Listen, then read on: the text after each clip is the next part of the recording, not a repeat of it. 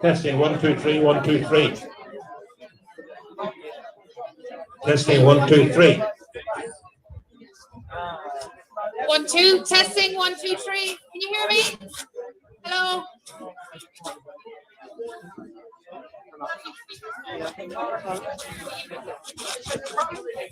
Hello, everybody.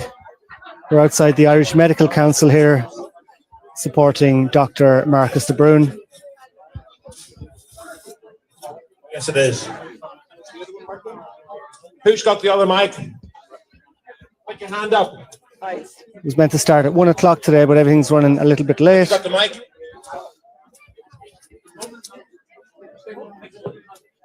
Testing 1 2 1 2.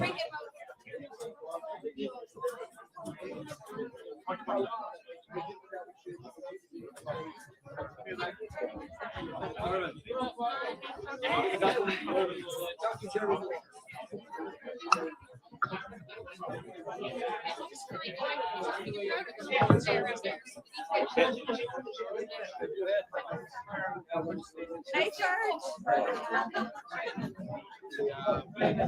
You're nearly a Yankee by now.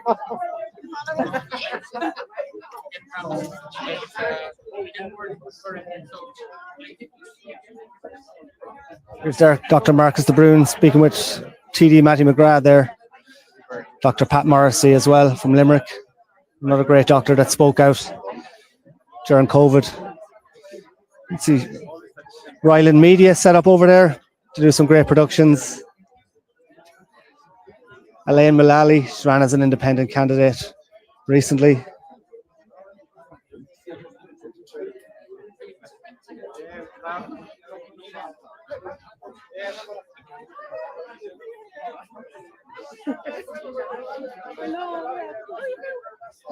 Hey, Melissa.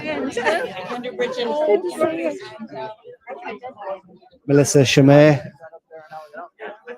Good crowd here so far.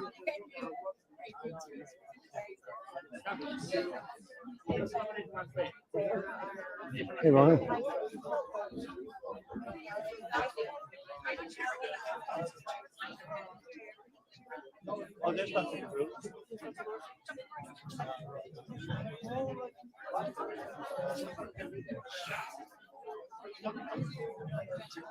Wow. Just since 2021, nobody talking about the excess deaths in Ireland at the moment. No mainstream media talking about them. Completely avoid the issue.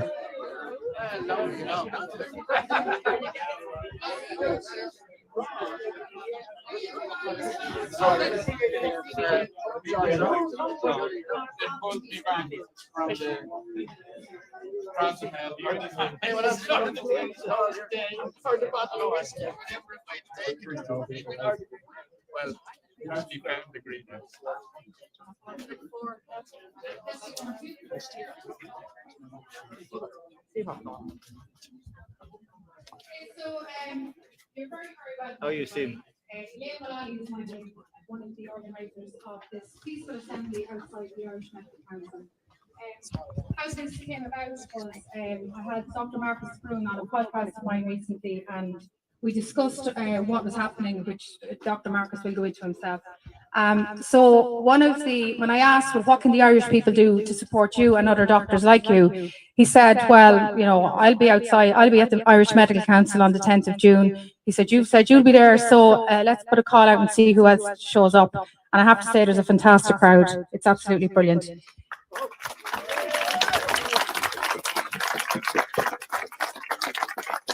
The reason why the assembly was actually called was because we feel it's important to highlight the challenges faced by doctors who dared to question the excessive control and restrictions imposed by government, aided by the Irish Medical Council during COVID, and to give the people impacted by these controls and restrictions the opportunity to support the few doctors who had the courage and integrity to stand up and speak out for their patients at this difficult time. Over the past 5 years, I have worked with many of these doctors on various projects, including videos on vaccines and harms of masking our children. There was also a series of public meetings where many people attended to hear them speak openly about the effects of lockdowns, masks and vaccines. The few doctors who spoke out paid a big price for their courage. And this was mainly because the Irish Medical Council, who sought to silence these GPs and tell them how they should deal with their patients, placing great strain on their practice, their families, and leaving them ostracised within their profession. Today is an opportunity for people to hear firsthand from some of these GPs, the brave men and women who refused to look the other way, the ones who put their patients first, about their experiences around the nursing homes, during COVID and the fallout from COVID, with the increase in patients presenting with vaccine injuries and the excess deaths witnessed across the country since the rollout of these shots. These doctors honoured their Hippocratic oath and the rule of first do no harm. They put their patients first, unlike others who sold their souls for 30 pieces of silver and continue to do so. Lots of other doctors made a serious amount of money pushing the COVID narrative, looking the other way, ignoring their oath, and getting handsomely rewarded for it, and for injecting millions of Irish people with unlicensed, untested vaccines. We also thought today would provide an opportunity to give the vaccine injured a voice. So we will have journalist Louise Rosegrave, who will speak on their behalf. Louise has done excellent work over the past 5 years, reaching out and offering support to families who have suffered bereavement or injury from these vaccines. Excess deaths have increased dramatically in Ireland, not in 2020 in the pandemic, but in 2021 since the COVID shots came. There is no sign of an investigation into what's causing these deaths. Lots of them are sudden, and many have included young, healthy sports people.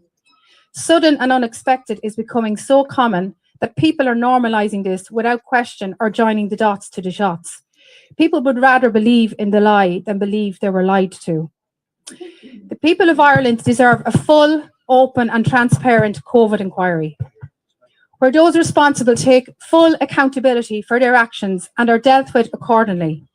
When trust to science turned into suddenly and unexpected, alarm bells should have been raised by those who mandated the COVID response nationally.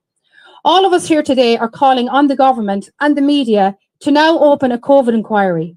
If there is no accountability, then there is no lessons learned, and history will repeat itself. Finally, to the brave, courageous doctors who I've had the privilege to work alongside over the past 5 years, I would like to say thank you. Thank you for putting the needs of your patients first and standing up and speaking out when so many in your profession were silent. We don't have the time here today to hear all of the GPs speak, but I'm going to take this opportunity to name each of them individually. They are Dr. Marcus de Brun, Dr. Vincent Carroll,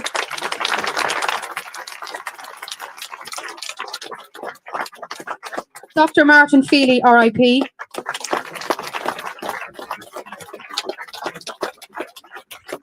Dr. Kirsten Fuller McCarthy,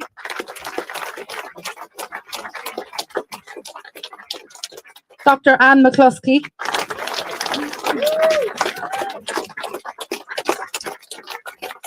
Dr. Michael McConville,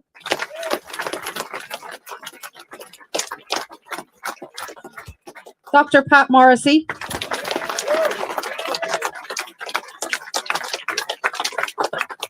Dr. Billy Ralph,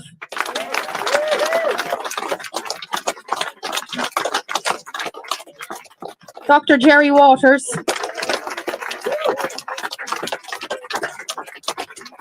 and Dr. Neville Wilson.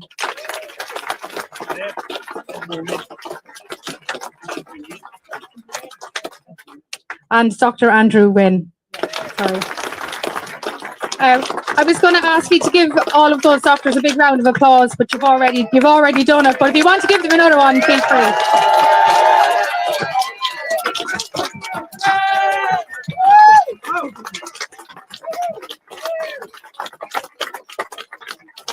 Thanks very much. So I would like to invite up our first speaker, who needs very little introduction, and that's Dr. Marcus de Brun.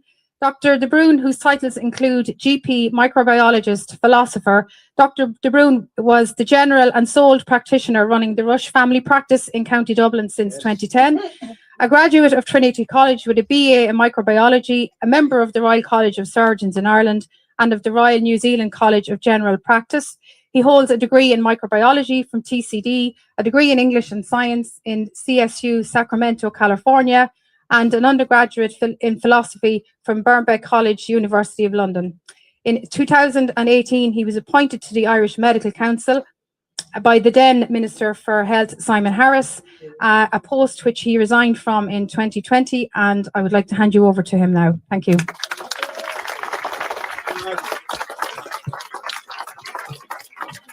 Well, thank you very much from the bottom of my heart for everybody who's shown up here today. I wouldn't have been able to keep going, and is that any better? Yeah, apologies for that. Most of the time people really don't want to listen to me banging on for too long, but look, I'll try and keep this brief. But yeah, first I'd like to say thank you to everybody for coming out today. Many, if not most of the people here were aware that something terrible was happening back in 2020, and many of the people here have reached out to me and offered me support and offered me certainly inspiration by telling me their stories and by telling me how they weren't going to take all of this lying down and believe everything that they were instructed by the government and by institutions like the Medical Council behind me. I'm here today because there was supposed to be a hearing. I was put under investigation 5 years ago because I resigned from the Medical Council and I objected to what was happening in the nursing homes. So I'm not alone in that. There were several doctors put under investigation, and many are still under investigation for having and holding opinions contrary to government policy of the day. I was thinking last night, what am I going to say at this thing tomorrow that people probably haven't already heard me bang on about so many times?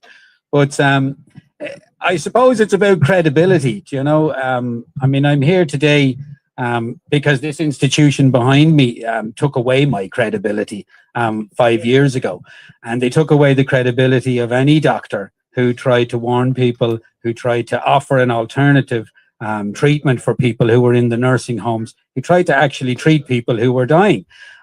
This institution behind me is supposed to be in the service of the public, is supposed to be protecting the public, but in reality, it's actually a policeman for the government. I do, and it doesn't operate on behalf of the public in any manner or means. It's very, very difficult to be in a position, you know, where you're I suppose you're looked upon by many of your colleagues as something of a pariah, you know, but and that's ostracizing, or that's kind of marginalization was conducted again by this institution behind me, by the Irish Medical Council. And I think that they have a serious case to answer for what they've done to me and what they've done to some of my colleagues. Many of you, a lot of people have shaken my hand today and have reminded me that I'm courageous, and with all due respect, this is not about me, and I'm not here really, and I'm not that courageous, to be honest with you. But the courageous people, I think, are people like Dr. Jerry Waters, who actually went further than what I could do. I have a family and a mortgage to pay, so although I could resign from my practice and not give the vaccine when I became a locum, or I went to work in the out of hours, I was granted the liberty not to administer the vaccine. Dr. Jerry Waters was suspended for refusing to give it because he couldn't break the oath that he took when he graduated from medical school. So I'd like to remind people that there are some good people in Irish medicine, you know. But we've been kind of picked off one by one. This institution behind me has conducted what a word I came across, somebody told me, is a word called lawfare, which is where an institution uses its legal might and its infinite budget to attack people like myself and the other doctors whose medical insurance we're not provided with legal assistance or legal advice because we haven't harmed any patient. We haven't hurt anybody. We're here and we're under prosecution because we've disagreed with the narrative and disagreed with COVID policy. So I should be in there today facing my hearing, but a couple of weeks before this hearing, the medical council contacted me and asked me if I was willing to make a deal. And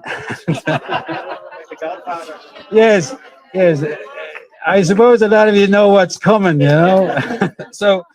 So they offered to make a deal, and I tell you what the deal was. The deal was that they would drop the prosecution against me, and I could carry on with my life as normal, on the condition that I sign a legal undertaking to no longer speak about COVID-19 vaccines, about government policy, or about the deaths in the nursing homes. Yeah, well, look, in all honesty, I wasn't terribly tempted to sign, but it did cross my mind. And I have to say, the other doctors, Jerry and Pat, put their doctor's hats on, and and Billy, my colleague, they all said to me, look, you know, signing this and getting out means that you're home and dry and you're free, you know. But there's something bigger going on here, and I think most people here today know that there's something bigger going on, and most people not here today know that there's something bigger going on. So what happens today is something that's going to build and grow into a demand for a full, open public inquiry, not the whitewash and the farce that we've been given, but a demand for the truth. So whilst this institution might have taken away my credibility, they certainly are not going to take away my voice. And they're not going to take away our voice. And they're not going to take away the voices of the people who were abandoned by the state in the Irish nursing homes, the thousands of elderly, vulnerable people who were denied testing, denied treatment. The only guidelines we were given to help those people was end-of-life care, midazolam, let them die, comfort cares. And I was thinking to myself in terms of what am I going to talk about, you know, but it struck me that if you were going to write a fiction, if you were going to write a story on how to murder thousands of vulnerable people in the nursing home sector, well, if you wanted to write that fiction, if you want the script, just go to the government, go to Simon Harris, go to Micheál Martin, because they wrote the script for the deaths of those people. And the time for accountability is now, and we're not going away, and we're not going to stay quiet. And everybody here today,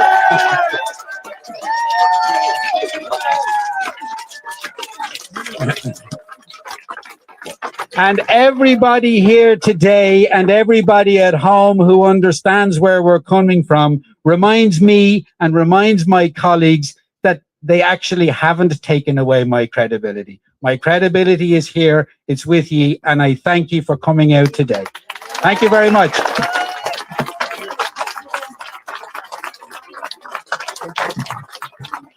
That was brilliant. Thank you very much, Dr. De Brun. I have to say, when he rang me the morning after he got the offer from the Irish Medical Council, I said, that sounds very tempting. And he said, it is in my... So, next up we have Dr. Pat Morrisy. Dr. Pat is a general practitioner based in Adair, County Limerick. He received his degrees from University College Cork. He holds a postgraduate diploma in family planning and child health. He held the position of senior clinical lecturer in UL Graduate Entry Medical School. Was a director at Shannondock, a medical director at Embury Close Sheltered Housing in Adair, and a member of the Royal College of General Practitioners in the UK. And he's also a member of the Primary Care Dermatology Society of Ireland. There's a lot of qualifications in there from these guys. So could you give a warm welcome to Dr. Pat Morrisy, please?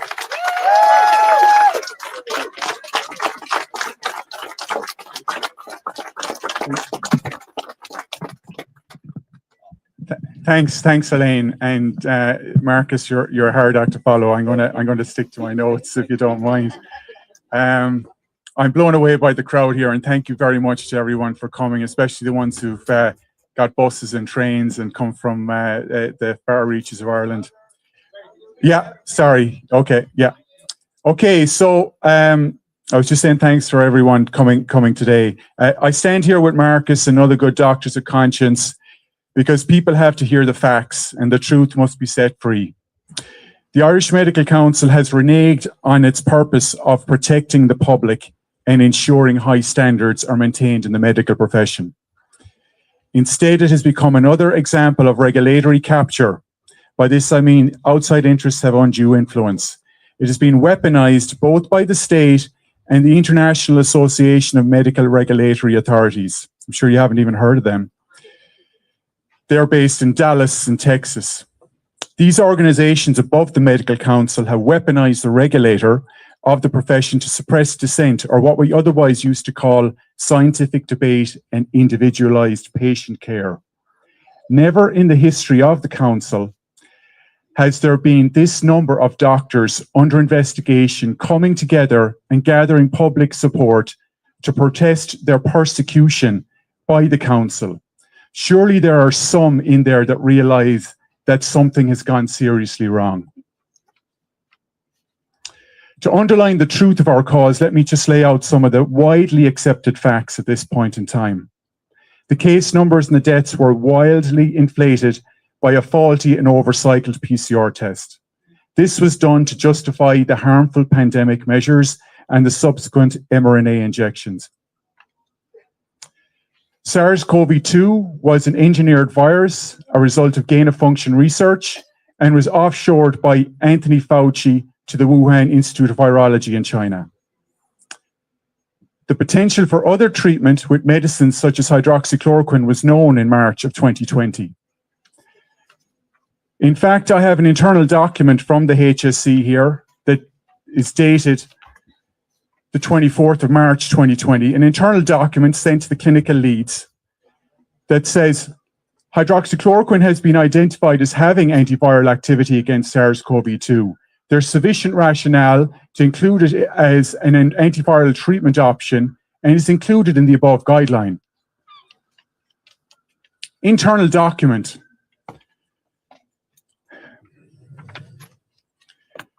They purposefully withheld this and other forms of early treatment from use in the one sector where it could have made a difference.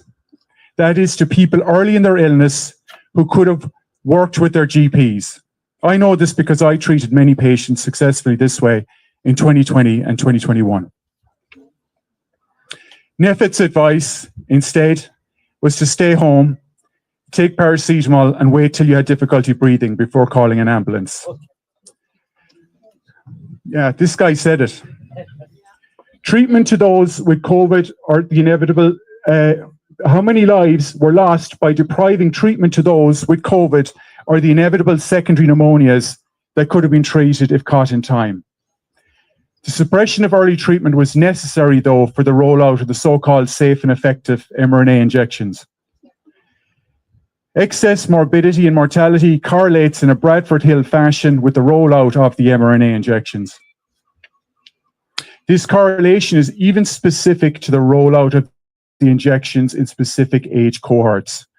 I credit the great work of researchers and scientists such as Denny Rancour, Ed Dowd, Theo Shetters from Holland, and our own Patrick E. Walsh, who's shown that excess mortality up to the end of 2024, yes, Patrick E. Walsh has done great work.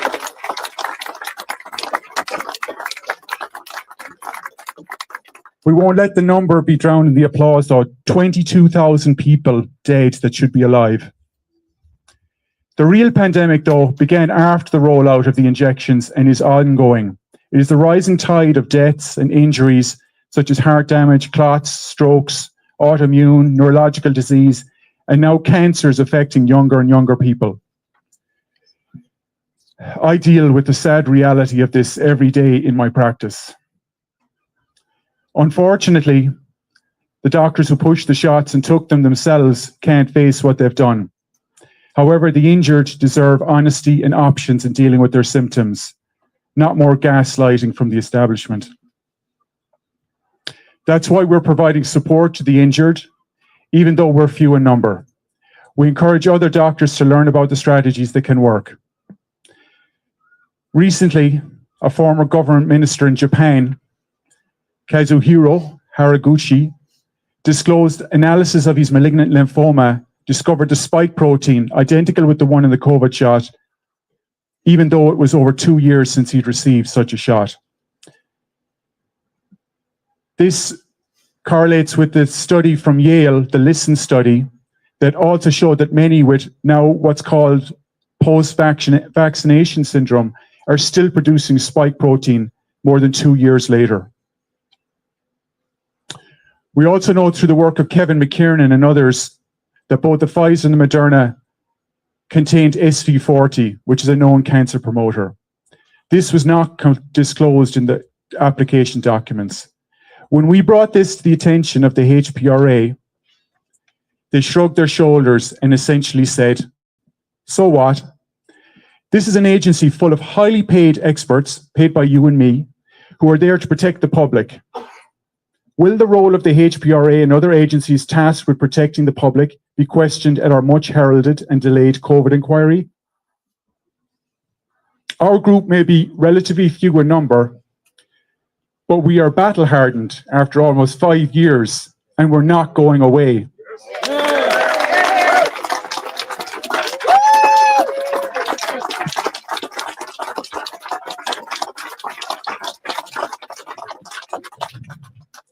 The evidence keeps mounting in our favor, not theirs. Our group has collaborated with researchers in Canada and Germany, demonstrating the same contamination issues seen internationally. We've linked with doctors, politicians. I welcome Andrew Bridgen here today. Thank you very much for making the trip. And Matty McGrath, and Peter O'Donoghue, councillor from Cork, and other councillors. I can see you. I can see you. We submitted the North Group letter to Simon Harris in November 2024. The same letter went to 24 heads of states and laid out the case to stop the shots due to this proven and replicated research on the contamination issue. We plan to submit an updated version to Micheál Martin. In spite of the intransigence shown by both government and healthcare agencies, we're not despondent. We witness the growing awareness every day among the public. We see the success of Robert Kennedy Jr. at Human and Health Services in the US.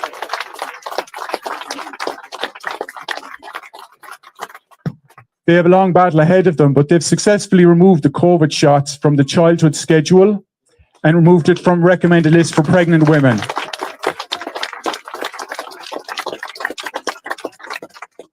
Here we have an amazingly talented group of researchers, alt media, and organisers with us, and our links are growing internationally. We have a strong relationship with the Independent Medical Alliance in the US.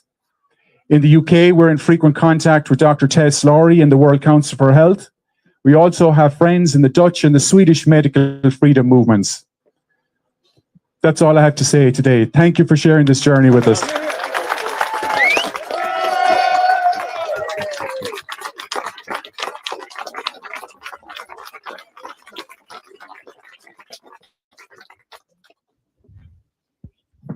Thank you very much, Dr. Pat Morrisy. And next up, we have Louise Rosegrave.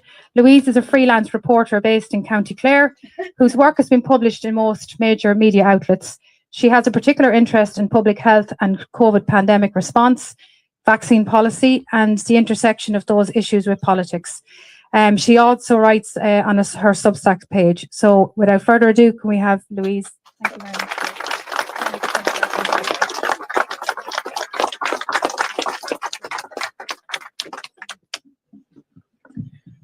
A little adjustment. Thank you. Hi, everybody. You'll have to bear with me. You know the way I am with public speaking. Thanks for showing up today. I mean that. Thank you also to the 5,000 people who signed the petition.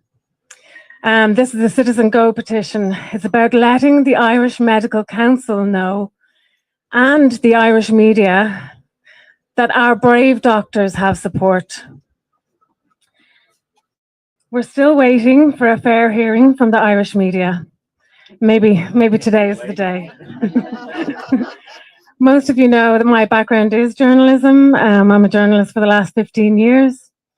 And up until COVID, the 5 years prior to COVID, I was working in the coroner's court. So when the court closed in 2020, I thought, okay, well, the first thing they'll do is autopsies on the bodies of the dead to find out what was actually happening. And then I logged on to the website of the coroner's website and found that they weren't doing any autopsies.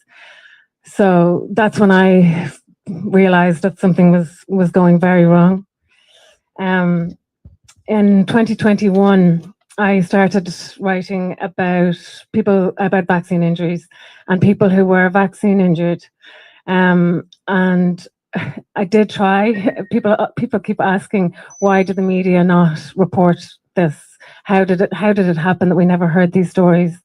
I don't think I was alone. And I did try. There was just no way through. You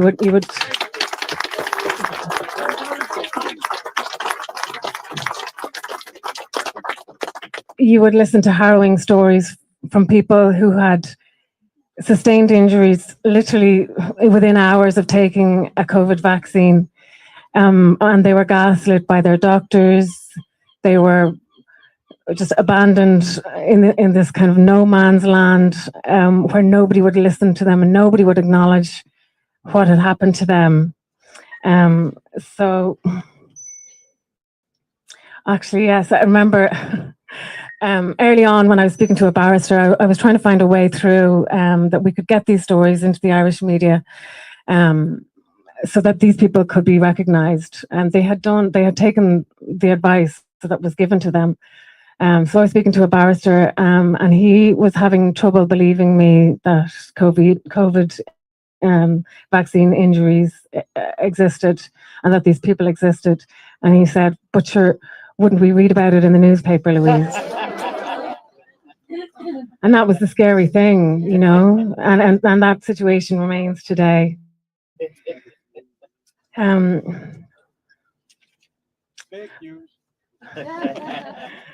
Okay, I'll go ahead and read the statement from the vaccine injured people.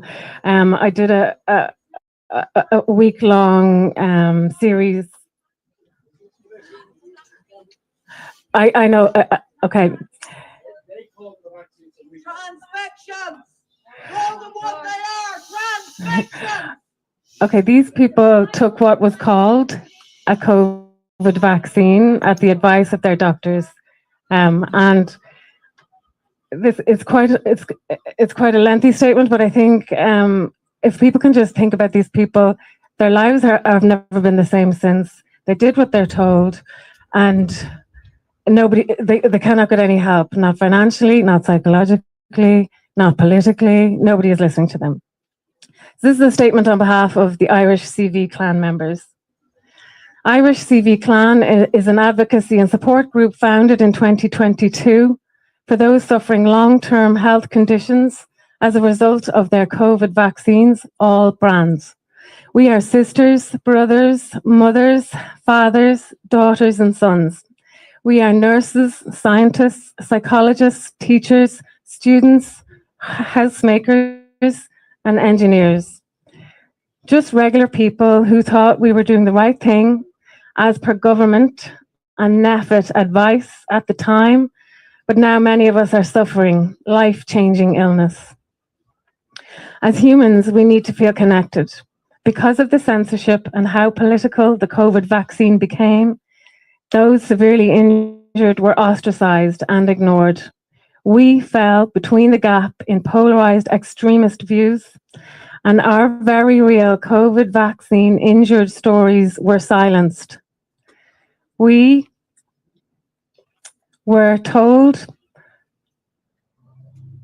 that we were extremely rare or the only one this has happened to. If you found yourself in the unfortunate situation of being COVID vaccine injured, there are no supports available. You are on your own. That is a very isolating and terrifying position to find yourself. Government or regulatory bodies want nothing to do with us. To date, there is no movement in recognition of post-COVID vaccine syndrome, PCVS, as an illness. Therefore, no clinical pathway. In the public health system, specialist waiting lists can be 4 years plus, depending on your postcode. And when you finally get an appointment, diagnosis is difficult for complex chronic conditions, and gaslighting from the clinical profession is commonplace. Financially, many of our members are living without income or below the poverty line for over 4 years. Additionally, many are down thousands of euro in lost income due to being chronically ill and unfit for work. People are struggling additionally without these financial, medical, or psychological supports. Regardless, if you took this vaccine for work in your role as a HSE employee or as a good citizen looking to flatten the curve or comply with what we thought was best information at that time in order to save the lives of others, 4 years on, nothing has changed. It was like shouting in a vacuum in 2021, and it's still like shouting in a vacuum in 2025. Our support group, Irish CV Clan, is a community and a safe space for people with COVID vaccine injuries to share their stories, lived experience, research papers, and therapeutics. We have tried to advocate and support our community in relation to healthcare, emotional well-being, employment rights, and the implementation of a fair Irish vaccine compensation scheme. Irish CV Clan are also Irish representative members of CVIA, COVID Vaccine Injury Alliance, a worldwide coalition of support groups for the COVID vaccine injured. Members of Irish CV Clan and those of the wider vaccine injured community are real people who are now living with chronic conditions which have left many of us permanently disabled. Is it too much to ask that our government, HSE, and relevant authorities engage and acknowledge us to offer support and validate our suffering? We deserve to be acknowledged and heard. We deserve to be supported. We deserve to be treated with compassion and kindness. Thank you for listening on behalf of Irish CV Clan members.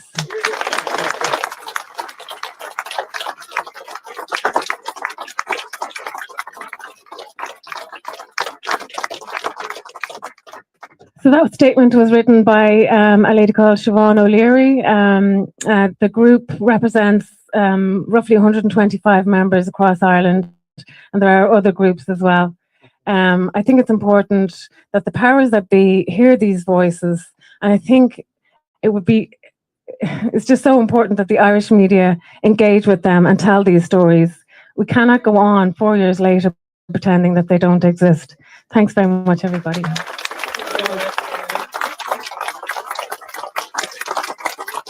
Thanks very much, Louise. Very sad.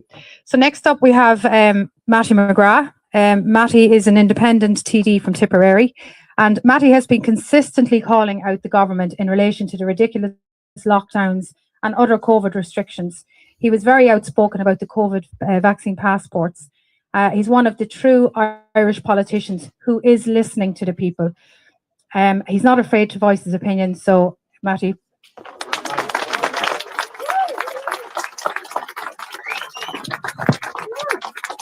Thank you, Elaine, and thank you, good people. At least the Lord is with us today. This lovely sunshine. And I noticed we're here outside this building. Dr. Brun mentioned it. You know what it's supposed to be and what it is. And I see it in a cul-de-sac, so there's no way out really for it. I didn't check around the front if there's another existence, but it's remarkable. I just thought it came to me there. Look, I'm here with brave doctors, and I want to recognise I know he's going to speak to you, Dr. former MP Andrew, and indeed Councillor Peter. I know there's some other councillor there. I'm not sure if there is. I don't mean to leave them out, but there's scarce any public representatives who will face the truth and reality and try and live by it. And why the eminent doctors that are here and the Hippocratic oath that they have, and the way they try to help and have been vilified and persecuted is unbelievable. And I just wanted to dwell on one aspect, really.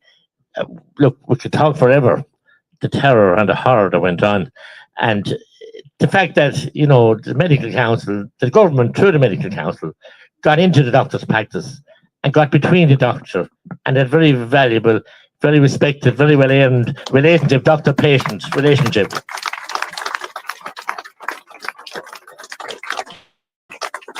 And they got their tentacles in there, and we know the result, you know.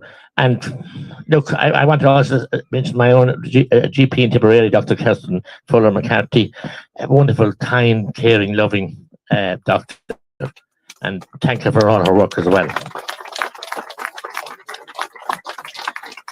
And a few brave journalists, I see Anna Kavanagh here, and we had Louise just a minute ago. They're so scarce, as scarce as hen's teeth.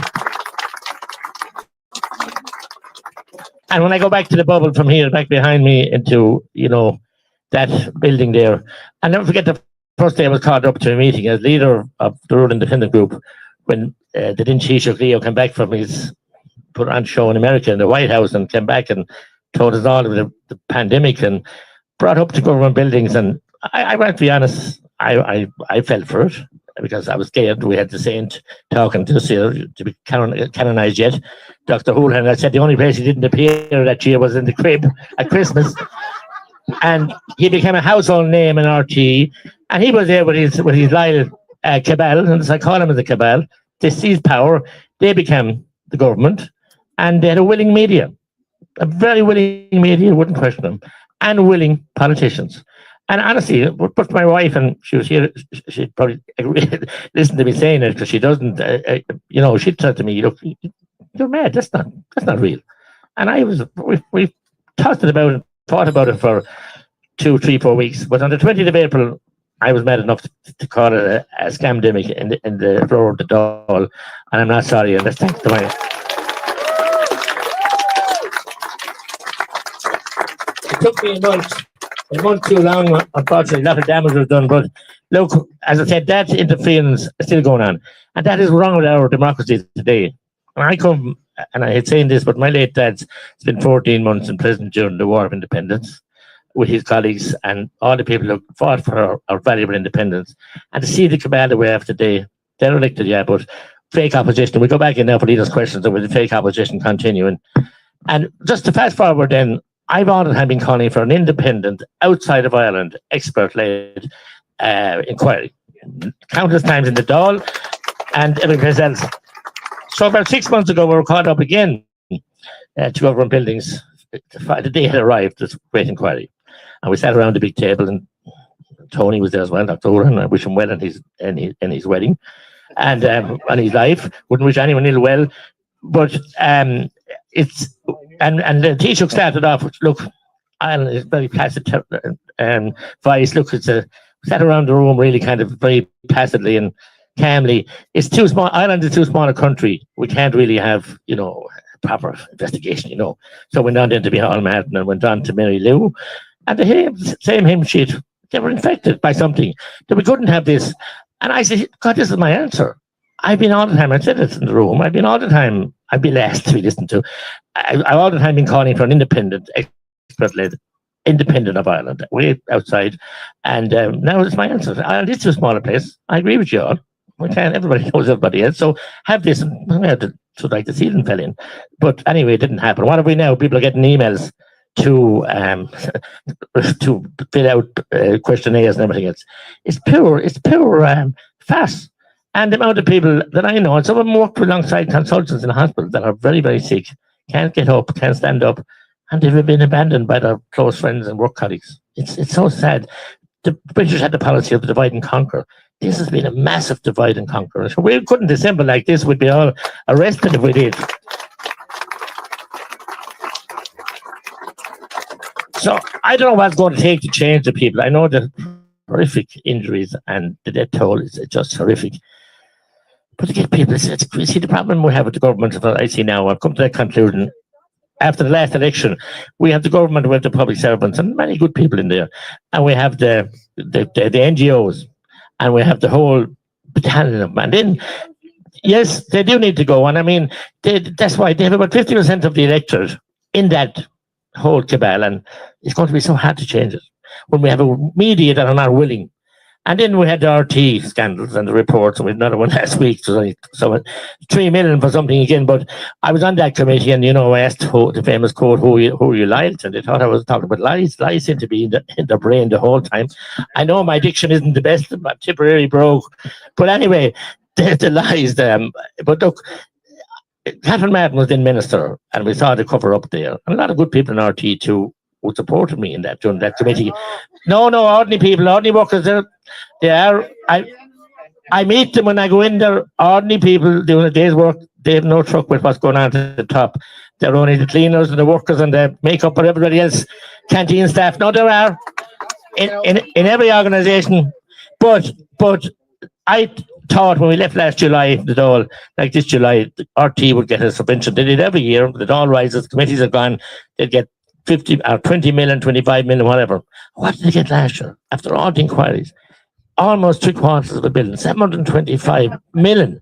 And for 3 years. So look, why would they do anything else? They're playing, they're dancing to he who pays the piper calls the tune. They're dancing to the tune of their masters. So look, I'm not going to say much more to you. Only an honour to be here with those eminent doctors, and we know all the qualifications, and Andrew and everybody else. But I suppose we have to have hope, always. So we have to have hope that people will wake up.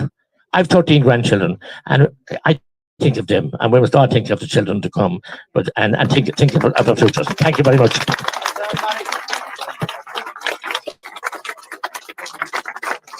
Thanks very much, Matty. So our final speaker is from the UK, and it's Andrew Bridgen. He was the MP. He was the MP for North West Leicestershire from 2010 to 2024. Andrew holds a degree in biological science with biochemistry, specialising in virology, genetics and behaviour. He exposed the Post Office Horizon scandal. He was the only MP to question the safety and efficacy of the COVID-19 vaccines. It was his speech in Parliament in December of 2022 that stopped the UK government authorising the experimental jabs to healthy infants and babies in the UK. He was also the only MP to question the use of Midizepam and morphine as a treatment for the vulnerable and elderly in care homes. And he was offered bribes and has been threatened, but he's still here and he's with us today. Thank you very much.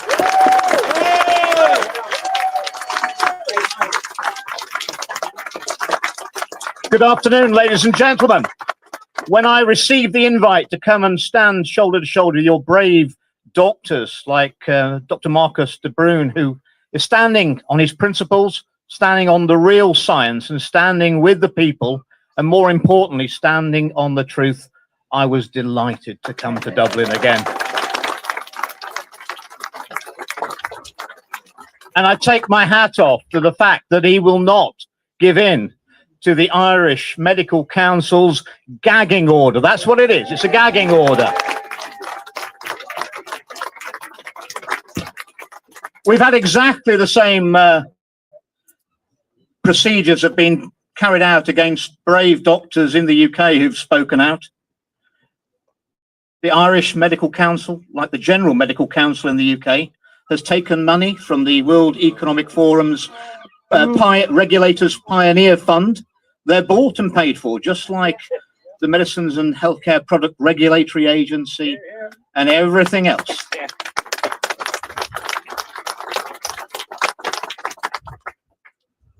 When I first spoke out 3 years ago, there were very few people listening. There's a lot more people listening now. And I remember I was told, you speak your truth. You see who hangs around you've found your tribe. Well, I found my tribe. And when I was thrown out of the Conservative Party, after decades of service, for raising my concerns about the safety and efficacy of the experimental gene therapies, not one of my friends in Parliament contacted me. But within an hour, I got a phone call on my mobile from a US presidential candidate, and his name was Robert Kennedy Jr. And he said to me in 2023 that he'd back me and that we were going to win. And I promise you, with what I heard yesterday from Robert Kennedy, he removed the whole of the CDC vaccine panel, who wrongly authorized the latest Moderna vaccine like they have so many times before. The tide is turning. The tide is turning. Politicians, the judiciary, and the police around the world have, over the last 5 years, have let Big Pharma get away with murder on a scale that the world has not seen. And so many people in positions of power have gone along with it because they thought they're unbeatable. We're going to see them panic over the next few months because the truth is coming out, and the unpalatable truth. And I know you can say any lie you want to in the House of Commons and the partisan crowds will cheer. But when you start speaking unpalatable truths, you end up eating dinner on your own for 20 months because they won't talk to you. Well, they're going to be very sorry because the people are waking up now. And the reason I'm here is we're facing the same challenges in the UK, whether they're bombarding us now with uncontrolled migration. That's because they're panicking, because the truth is coming out. There's nowhere to run, ladies and gentlemen. Colleagues of mine will say, oh, I want to get out the country. Where are you going to go? We have to stand and fight. We are going to win. Unity is strength.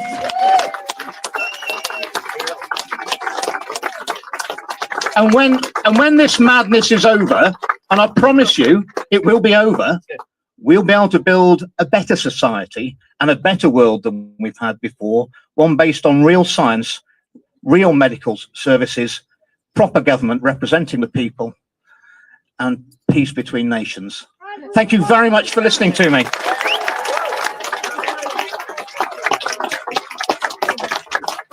Thanks very much. Just before I hand you back to Dr. Marcus for the final time this afternoon, I just want to offer a complete thanks to everybody and gratitude. I know there was a lot of people, I spoke to a lot of you before this. A lot of people have travelled from all over the country to come here, and it's much appreciated. And I hope that you know, this is the start of something that will build from here. And yeah, thanks a million. I really mean it. So.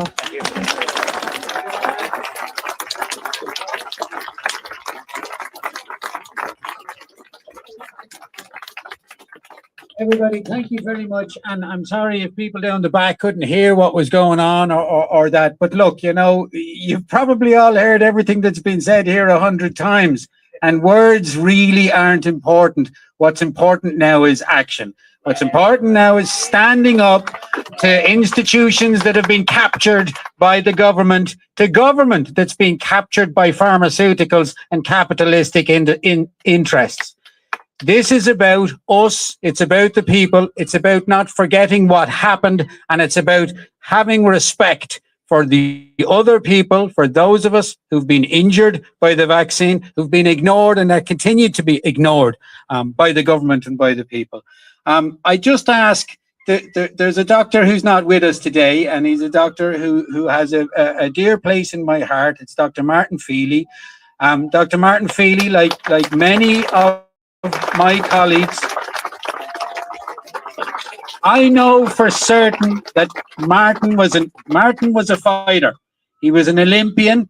He was an accomplished surgeon. He was a very respected leader and a very respected teacher and a very respected doctor. And he was loved and respected, I think, by everybody who knew him. And if he was alive, he'd be here with us today, standing up here, saying what I'm saying and demanding justice for the people who've been injured and for the lies that we've been told and the deception that many of us have been forced to swallow.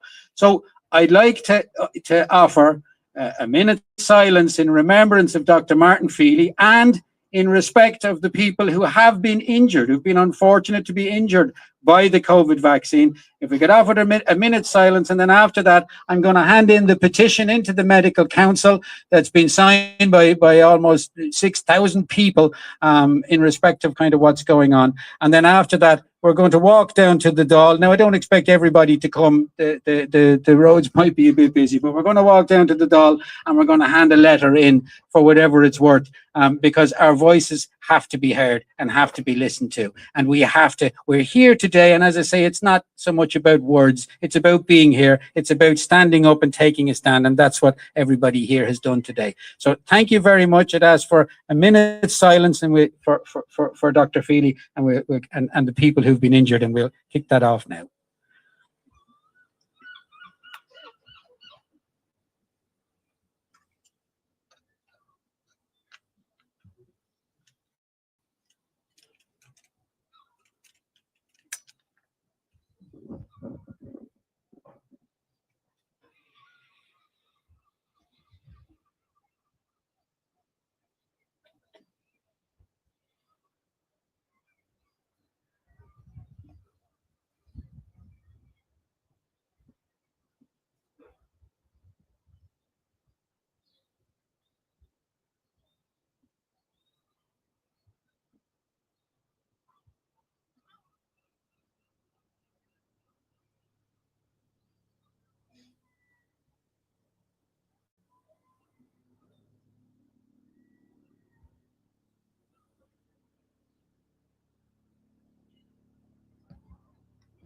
Thank you very much for your kindness and for your prayers.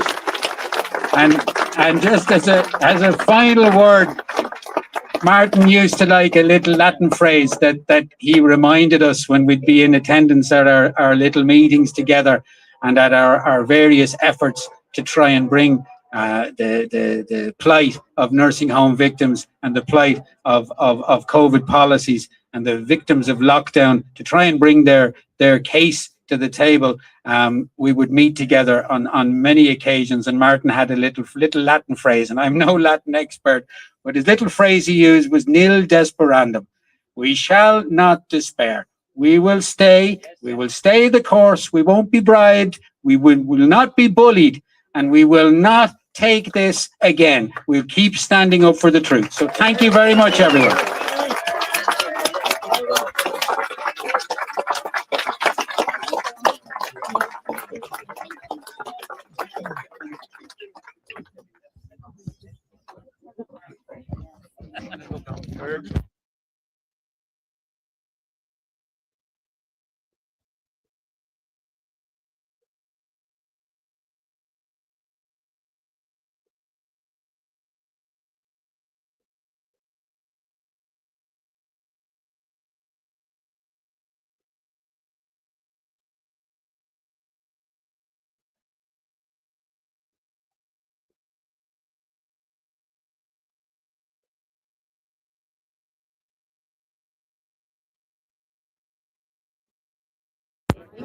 Okay, folks, I'm here with Suzanne Delaney. I'm going to pass you over to Suzanne now for a couple of minutes, and we're going to try and chat with some of the doctors. So I'll leave you with Suzanne, and she'll share some of her thoughts with you in the meantime.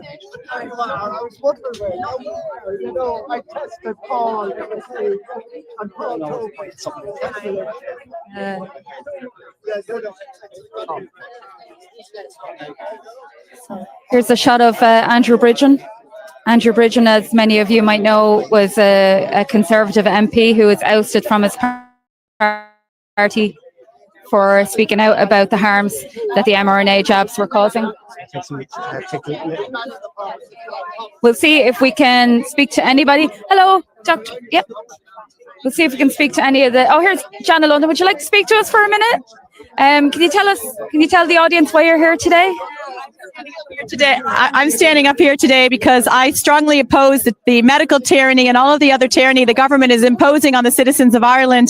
I stand here for freedom for every man, woman, and child in this country, and that's freedom to choose who comes in our country, what we want to do for our children, for health, and also against the LGBTQI plus tyranny being pushed in schools. So I stand here for freedom for everyone in Ireland and further afield, and stand with love for everybody and compassion.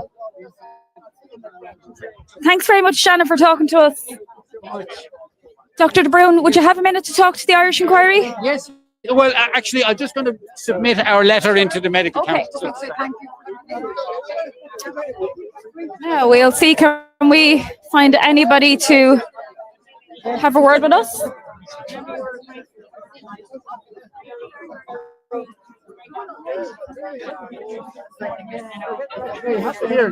Would you like to talk to us, Ferg, about why you're here today and talk about Ava? Yeah, I'm just here representing Ava, Brian and her family here today, Suzanne.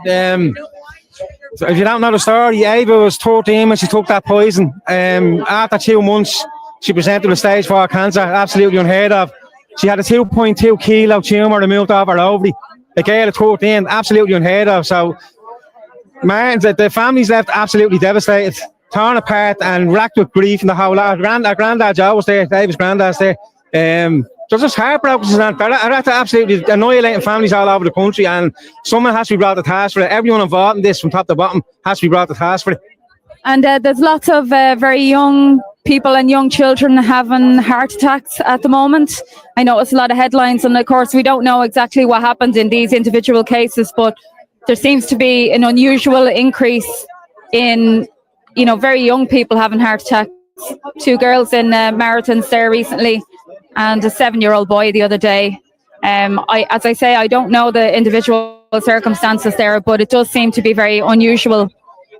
The fact that there was no excess mortality in 2020 when the big bad pandemic hit, and then after the rollout of that job, just look at it, 23,000 excess mortality and counting, and now died suddenly and unexpectedly. It's just part of the norm. It's absolutely disgraceful. People standing up, and Matty talked to Roy Butler's family there today, absolutely devastated as well. His cousins and his aunties here, like this, people have to be brought to task for this, or they're going to do it again.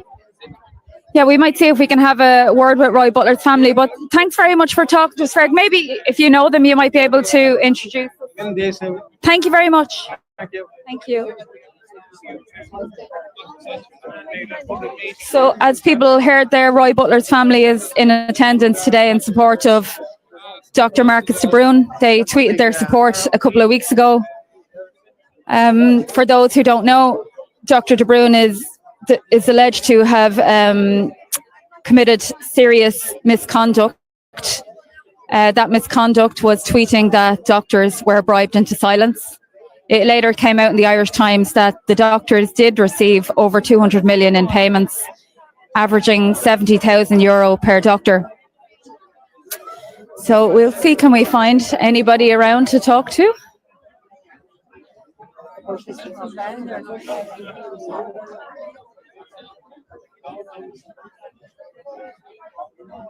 Have Louise Rosegrave over there, who has been very good in highlighting everything to do with all of these mRNA jabs. She's done a lot of work in highlighting what happened to Roy Butler. Roy Butler was a 23-year-old young footballer who succumbed to the mRNA jab after 5 days. We may have Roy Butler's family here now, hopefully.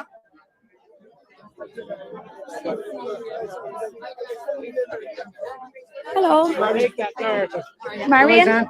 I'm Roy's auntie, yeah. Do you mind speaking to us on you don't have to. Yeah. Well, I mean, I'm here. Yeah? Okay, you have a little spider. Money? Yeah, you have money spiders. To keep an aim.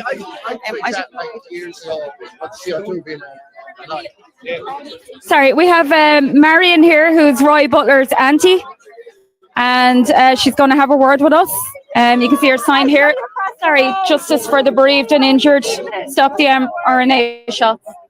Hi, Marion. Would you just talk to us for a moment about your nephew, Roy, and why you're here today? We're here today to support Dr. de Brun and all the other doctors.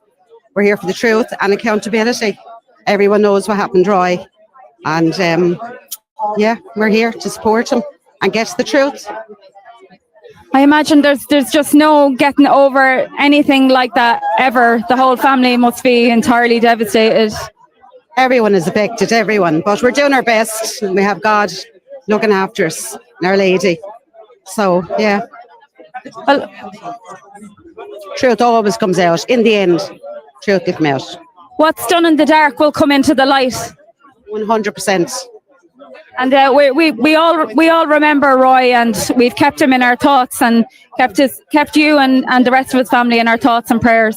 And thanks very much for talking to us today. Thank you very much. Thank you. So that was Roy Butler's auntie, who came here today to support Marcus de Brun. I wouldn't say the Irish Medical Council are too happy at this gathering that's taken place here today. In fact, I believe they postponed the hearing itself because of this gathering. So,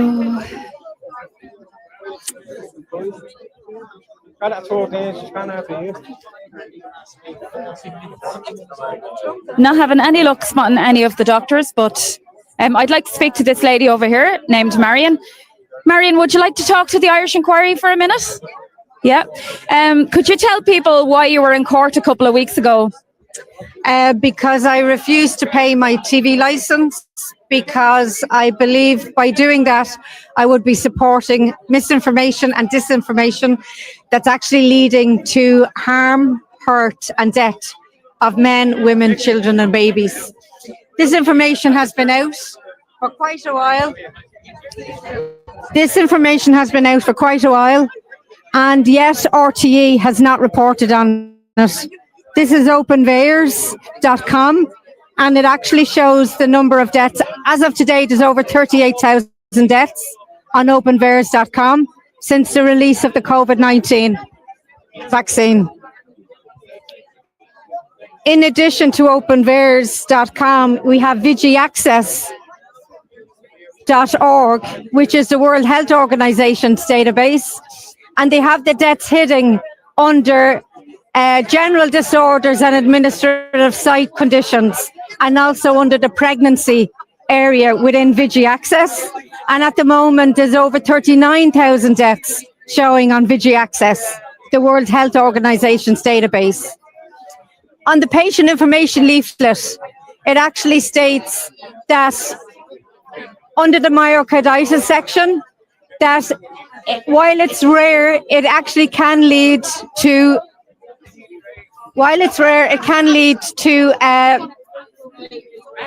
fatalities.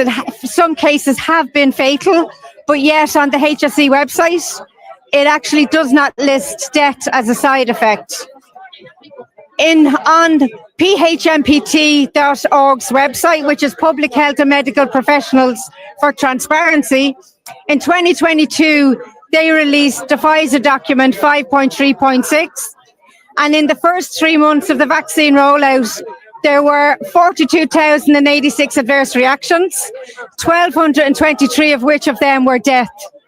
So that's why I refuse to pay my TV license. I will not create one crime to avoid another less crime. And are you willing to go to jail? If I need to, I will. RTE need to start reporting the truth. And because they're not reporting, it's leading to more deaths. Since these signs were made, more people have died. At the moment, the Rotunda Hospital is recommending this vaccine for pregnant women and babies. So the miscarriage rates, the sign. Sorry. There's additional deaths from the reported deaths from days to onset. You can see day 0 is actually the day those people got the vaccine and they died on the same day. Not only from the COVID vaccine, but from the flu vaccine as well. So RTE need to start reporting the truth. Thank you. Thanks very much for talking to us, Marion. You're very good.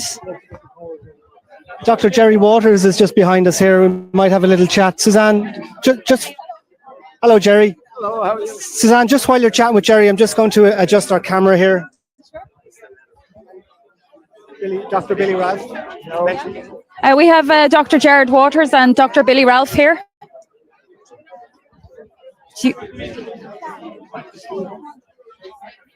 These are two of the doctors who are, in my opinion, national heroes, absolute heroes. Would you talk to us for a minute? Yes, absolutely. I think we're on first name terms now. Can call you Jerry, can I? Oh, absolutely. Well, since the first time I examined your leg, the bruising on your leg outside a toilet in a hotel someplace. I got a free consultation that day, didn't I? Saved me €60. You were very opportunistic. Never pass up the opportunity for a freebie. Can you tell us why you're here today? Well, why I'm here today is to support, well, fundamentally to support Marcus, but, you know, also to support all the other doctors who've been victimized, and they, in effect, the damage that these people inside here in the building tried to do to the doctors who only wanted to do what was right for their patients. That's what every doctor here, and I know, because I've been on the inside and I've been bearing the brunt of it since 2020. In 2020, I realized there was no virus of any major consequence and I refused to do a PCR, I refused to mask, I refused to send my patients away unexamined. And I got 100% cure rate with my patients. I didn't require any particular drugs or anything special. I did what I'd done for 40 years as a GP and got 100% cure rate. No sick patients, no dead patients. That is the proof of the pudding. And the medical council didn't like that. They didn't like that I wouldn't mask. They didn't like I wouldn't do a PCR. They didn't like that I examined my patients. And of course, I wouldn't give the vaccine, for which there was no need for a vaccine in the first place, but I feared that it was going to cause problems. I was proven right, as it happens. So in the aftermath of a Joe Duffy on RTE hit job, I was brought before the medical council, rushed before the medical council, and given no due process, deprived of my income for the last 4.5 years. Then after 4.5 years, the medical council decided that there was insufficient evidence to proceed with the case and dropped the case after 4.5 years of punishment. I'm now waiting for my license to be returned. And have you any regrets about the course of action that you took? Absolutely none. I could not have regrets. I did exactly the right thing. And as I keep saying, in 2020, when I realized that there was nothing in the community, I took the line of least resistance. I told the truth. It's always easier to tell the truth. Then you don't have to keep on lying and covering and lying and covering, as my colleagues in the medical profession are now doing. They start digging a hole in 2020 when they were offered €72 to give a telephone consultation. And having dug that hole, they just had to keep digging it. And they're still digging themselves into that hole and can't get out. I pity my medical colleagues. I treat them with disdain and disrespect, but I still pity them as human beings. They have to live with what they've done. Yeah. It's very, very sad that a group of people actually allowed themselves be deceived by another group of lying, particularly mendacious liars, as we find here in the Medical Council. Do you think most doctors know the truth now? Most doctors knew the truth back in 2020. They knew the truth. And if they didn't know the truth, they hadn't done their due diligence. And due diligence, we as doctors have a requirement. If we're going to treat patients or we're going to even discuss something, we've got a moral and ethical obligation to do your due diligence, to research it. They didn't do their due diligence. And if they ended up giving vaccines and whatever, it's because they hadn't done the research. They are the disgrace and traitors to the people. One last question. Marcus de Brun is accused of serious misconduct because he tweeted that his colleagues had essentially been bribed into silence, and it later came out in the Irish Times that each GP had received, well, on average, €70,000. Would you agree that your colleagues were bribed and that greed may have played an element, may have played a part in what happened? Yeah, I think the first couple shovelfuls of the hole that they dug themselves into was through greed and laziness and stupidity. And then they continued digging. So the more money they got, the deeper they were into the hole. Yes, Marcus is absolutely correct. There's no doubt but that Marcus was very wise in what he said. And I'd stand behind him totally. And that's from a guy who's been in medicine since 1971. I'm a long time in this business. Well, thanks very much for talking to us. I think, I would be speaking for a lot of people when I say we consider you to be a national hero and you're on the right side of history. A national hero. Totally. And perhaps, perhaps like in the Saul thing, I shouldn't look back and be turned into a pillar of salt, No, but you've done an awful lot for the people of this country. Well, thanks very much for talking to us. You're very good. We do appreciate you talking to us. Thanks a million. Okay, you got a bit there. Hello there. Where's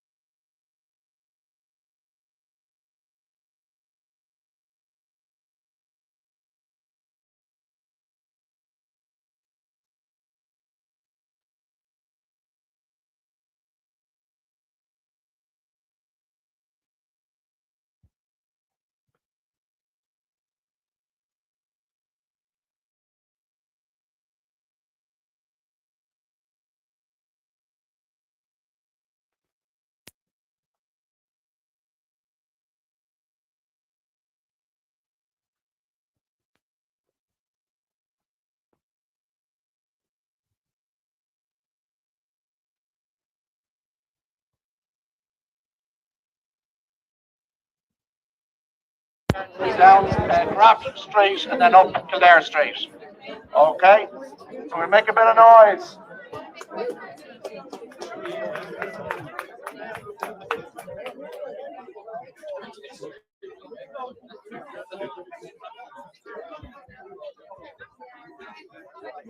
Hold this. I can't hold this.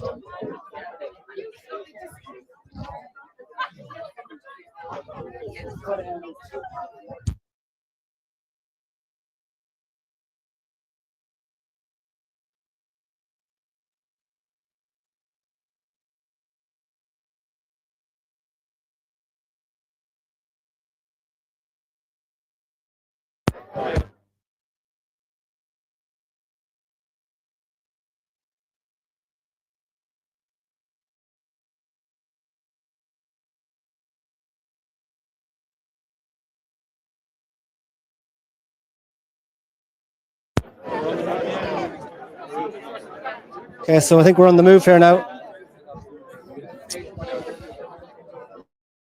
Heading to the Royal Oireachtas.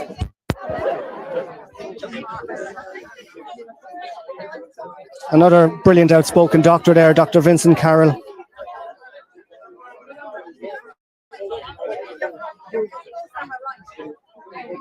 All right.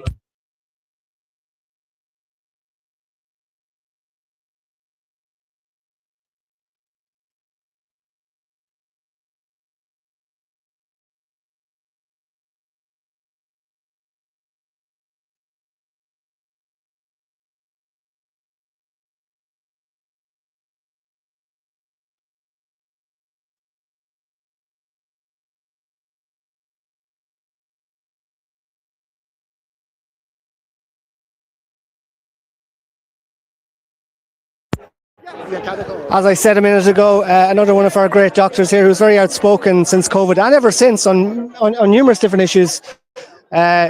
Suzanne, come here for a second. My mind's gone blank. Just introduced you a minute ago. Dr. Carroll. Just introduced a minute ago. I went to officially introduce him. I forgot his name. Vincent, Dr. Carroll, tell us a little bit about, well, first of all, what's happened here today, maybe first. Well, what happened here today is very, very significant. This is the people speaking. The people are pushing back. The people are concerned about medical integrity. The people are concerned about medical oversight, and the people want answers. And there's a reason for that. The Medical Council is composed of 25 people. 13 are non-doctors, 12 are doctors, but they all have their appointments approved by the Minister of Health. All can be removed by the Minister of Health without explanation. So it's reasonable and fair for me to say that they're beholding to the Minister of Health, and the Minister of Health is a politician. Now, they're also beholding to the 1978 Medical Practitioners Act, which gives them the responsibility of regulating the medical profession and acting in the best interest of the general public. Now, what if there's a conflict between the political interest and the medical interest, as happened during COVID? What if the Minister of Health and government, as influenced perhaps by supranational organisations, come to a particular point of view? And what if the medical science is not settled on any particular point of view, and doctors have a range of points of view, as we traditionally have, and those points of view eventually coalesce into a consensus? But that had not happened. That had not happened when the official political narrative came in. The Medical Council had a choice to back the political perspective or to back the medical perspective. In other words, to work under the 1978 Medical Practitioners Act to the best of their ethical ability, or to obey the dictates of the political dictates of the Minister of Health. It appears to me, and I'm asking it as a question, it appears to me that the Medical Council opted to back the political solution rather than the 1978 Medical Practitioners Act. So because of that, I'm calling for this conflict of interest to be inquired into. I'm calling for there to be a public inquiry to try to dissect out the relationship between the 1978 Medical Practitioners Act, which instructs the Medical Council to act in the best interest of the general public, and the political perspective as was purveyed by the Minister of Health. It strikes me that there was a clear conflict of interest there. And when there's a conflict of interest, how can you serve two masters? It's reasonable and fair to say you cannot serve two masters. And I'm asking this as a simple question. How did the Medical Council navigate that complex issue of serving a political agenda and serving the medical agenda of backing best practice medical guidelines of the time? Yeah, that'll be an interesting answer to that question, I'm sure, if you ever get an answer to it. Just as we're walking up to the door, Dr. Karen, now, you've been involved and you've been outspoken since nearly the start of COVID, I think. In that time, we've seen a couple of brave doctors here today who have spoke out over that period of time. Are you hearing about any more doctors that are beginning to speak out now? Is it growing amongst GPs, do you think? Are they willing at this stage to speak out? That's a very good question, not that I'm aware of. And the reason for that is there's still a fear of the Medical Council. I mean, the Medical Council should be on the side of the general public. It should be under the 1978 Medical Practitioners Act. I'm personally nothing against the Medical Council. I know Dr. Has, as far as I know, and I spend most of my professional life having absolutely zero difficulty with the Medical Council whatsoever, simply because they were the good guys that did good work in regulating the practice reasonably well.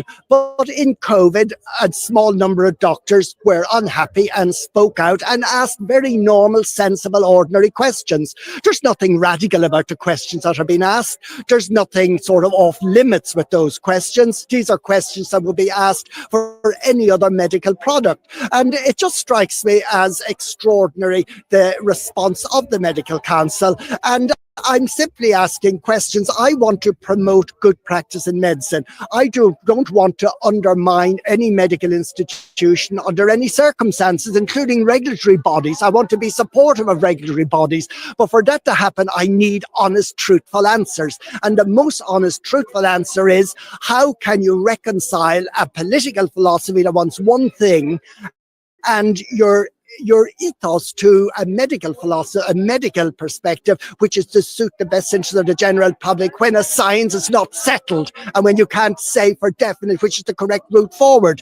And now perhaps with vaccine injury, we're paying the price. Perhaps with psychological difficulties with children who were forced into lockdowns, we're paying a price. None of that was risk assessed. I mean, it's okay to introduce a lockdown once you first of all have it risk assessed and it comes up as okay. It's perfectly okay to introduce a vaccine or what we'll describe as a vaccine, once again, it is risk assessed and goes to the proper extensive regulatory testing. That's all that's been asked. It happens for everything else. So why on earth did it not happen with vaccines? These are reasonable questions, and reasonable doctors and reasonable people must ask reasonable questions. So nothing unusual or strange about that.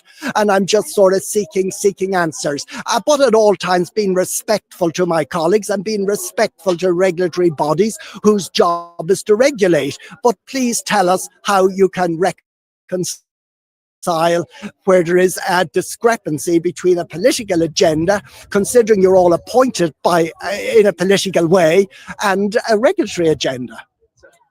Yes, very difficult one. I don't know when, if ever, we'll get any truthful answers to those questions. We'll get truthful answers even if there's a full independent public inquiry. And I mean, Andrew Bridgen was calling for that, Matty McGrath was calling for that, and many people are calling for that. You need independent experts to give an independent inquiry for all our sakes. I mean, this isn't about retribution. This is just about trying to understand what happened and trying to make sure it never happens again. And there must be no room for a whitewash, no room for some sort of a rollover. There's got to be a detailed a public inquiry led by external experts who get to the truth of how things happen, so that in future going forward we know how to get things right. Dr. Vincent Carroll, thanks very much for speaking with us today, and thanks very much for all your brilliant work over the last couple of years. Well done. Thank you very much, Stephen.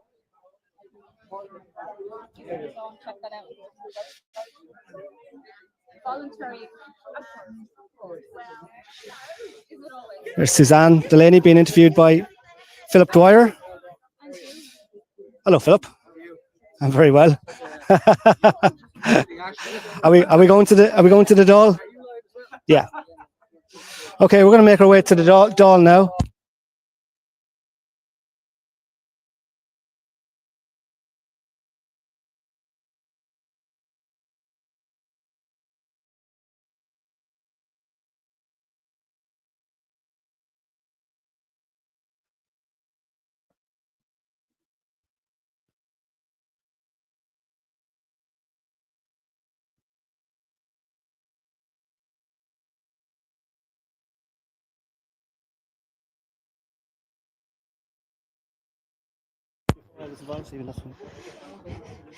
So we're just walking down to the Dáil now. There's going to be a letter handed in.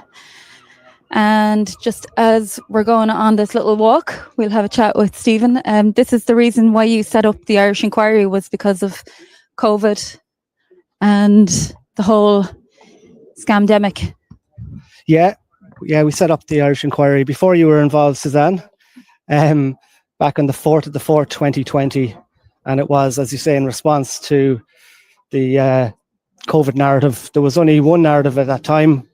It was only the mainstream narrative that RTE were pushing, that the government were pushing. And it was in response to that. And because there was nobody else talking about it, we gained a lot of traction very quickly. And we had the likes of Professor Dolores Cahill, with a lot of those doctors that spoke down there today, Dr. Marcus de Brun, Pat Morrisy, another. Sorry, now bear with us, folks. Are we going the right way here? Are we going the right way? I hope so. We're on the way to the Dáil, but as people know, I'm a Mayo man, so I can get lost in the city quite easily. Are we going the right way, Phil? Yeah. Okay, we're going the right way. Your passport. So that's why we started the Irish Inquiry anyway. And Philip is just telling me here he's lost his signal. Let us know if you can still hear us. Let us know in the comments if everything is still good. We're going down this way, I believe. So, Suzanne, what's your experience from COVID, the early days of COVID? Well, I think for the first couple of weeks, I just thought, well, this is all very strange, and I don't quite believe what they're telling me, but I'm going to go along with it just for now, till I see what's what. But I very quickly realised that it was a lie. I will admit, because I'm kind of a person who doesn't really like confrontation, and I tend to like to be left alone, which has changed now the last few years since all of this, because I've had to stand up. I've had no choice. As far as I'm concerned, I've had no choice. So I was requested to wear a mask when I was picking my daughter up from her preschool.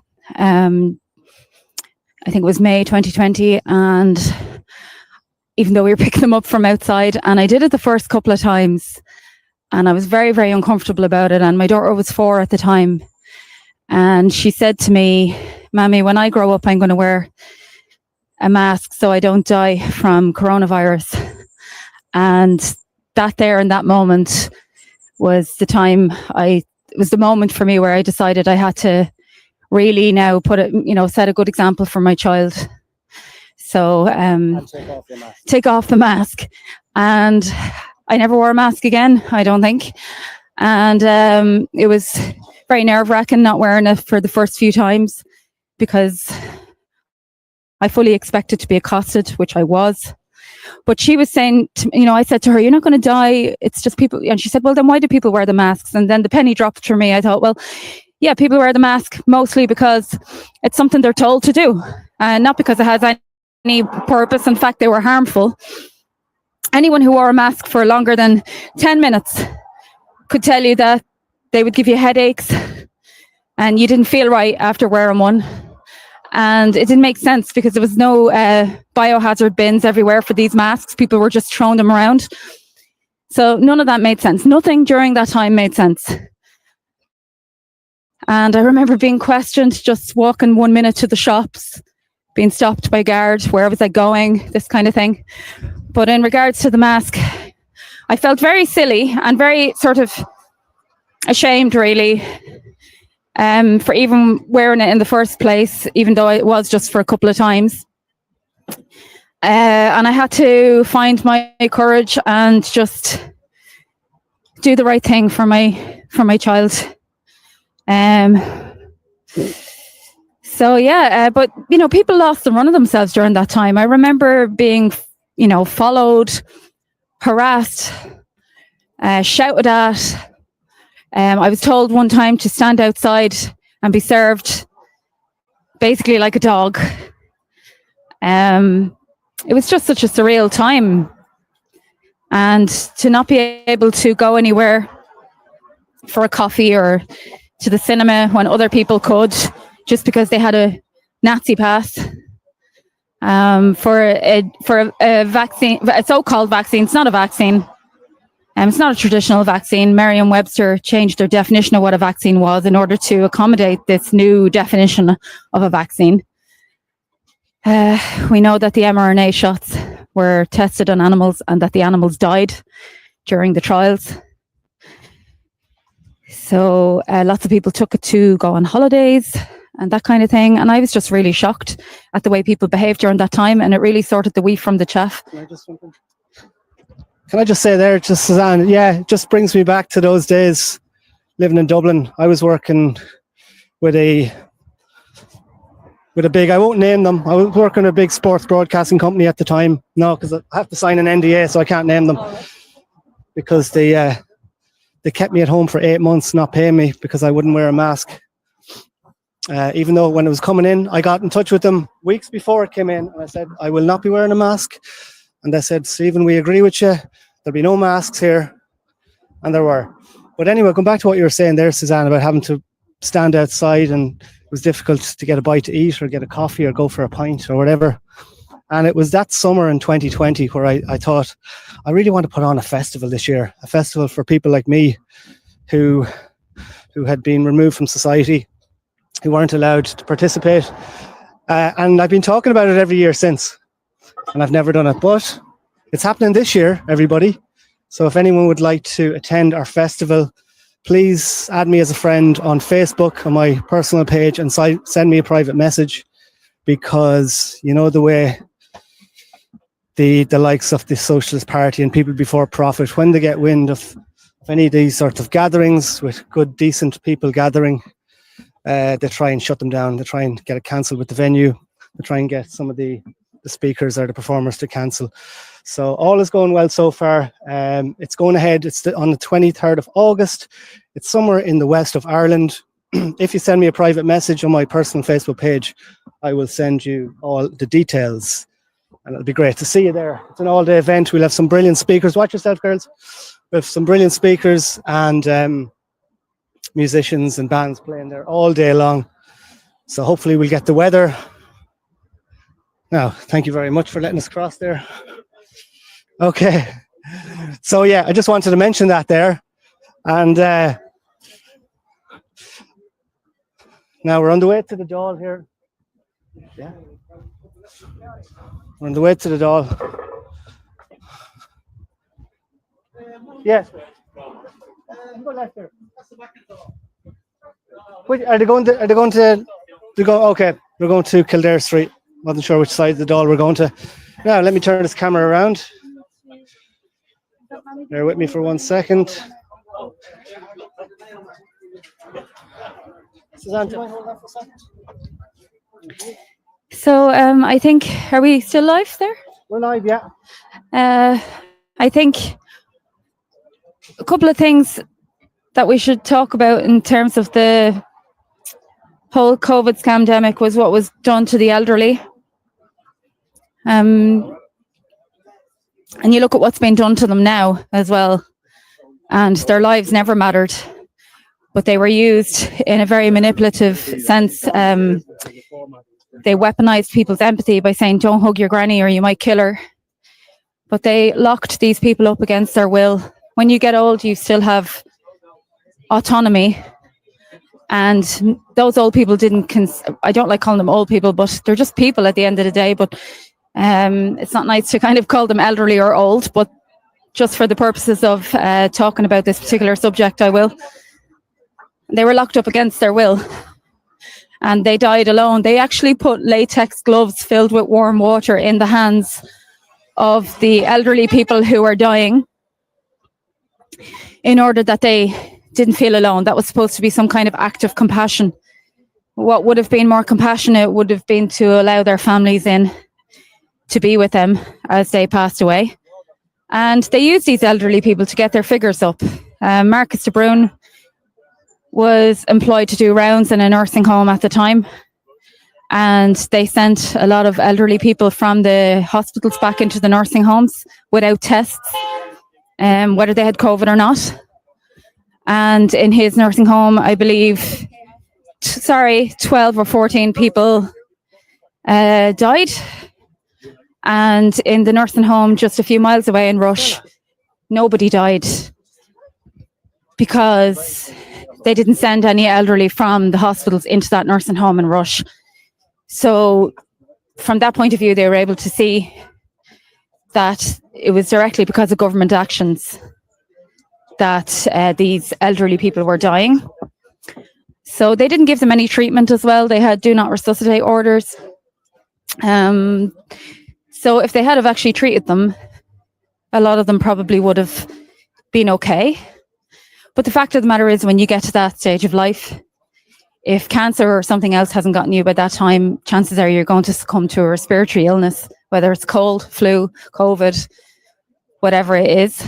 But they created the conditions that were perfect for spreading the virus rather than stopping the virus from spreading. And then when the people died, that's how they got their numbers. But if you actually look into the numbers and dig down, there was no real excess deaths. There's far more excess deaths now, post-COVID jab rollout. So another thing that was shocking during that time was they were, and they're still doing it now. They're giving it to pregnant women. And I couldn't get my head around that, because when I was pregnant with my daughter, I couldn't even get an antibiotic from the doctor when I was really sick, because they were saying it doesn't matter if this antibiotic has been around for decades.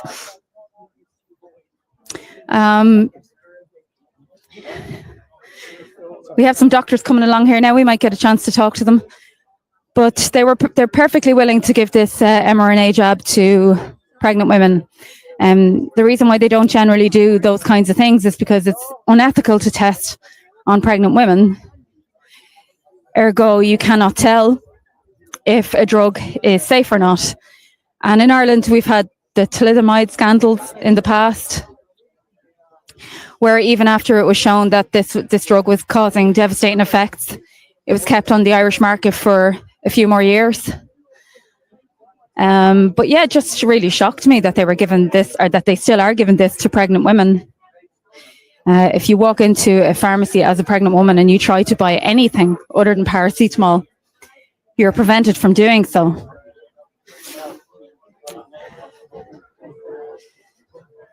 It's a lovely day here in Dublin, and there's a very good crowd at this event. There's a good crowd here today, isn't there?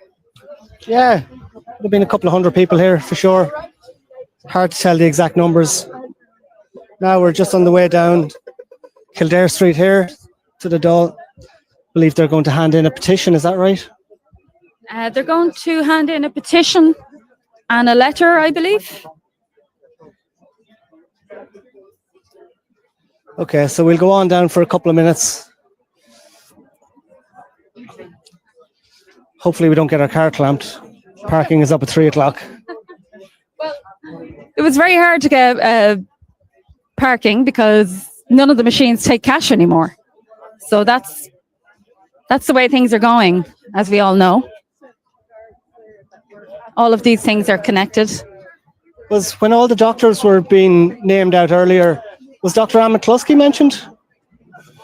I'm not sure if I heard her name mentioned, but today she is here, and she's another fantastic doctor who is very outspoken. So we'll try and have a quick chat with Anne if we can see her. She's quite small, so you can miss her. Have a look.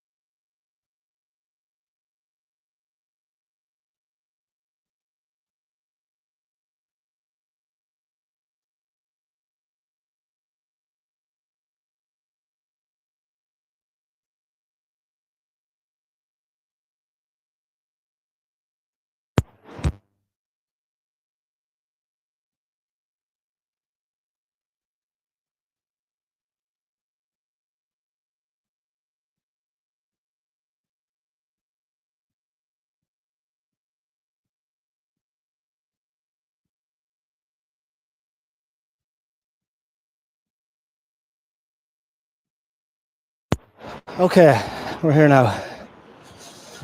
Sweat is hopping out of me. Let's have a look at some of these posters. They promise safe and effective. We got sudden and unexpected.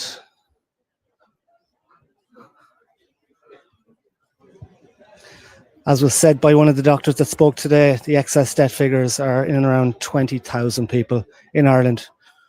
Over 20,000 people have died that shouldn't have died.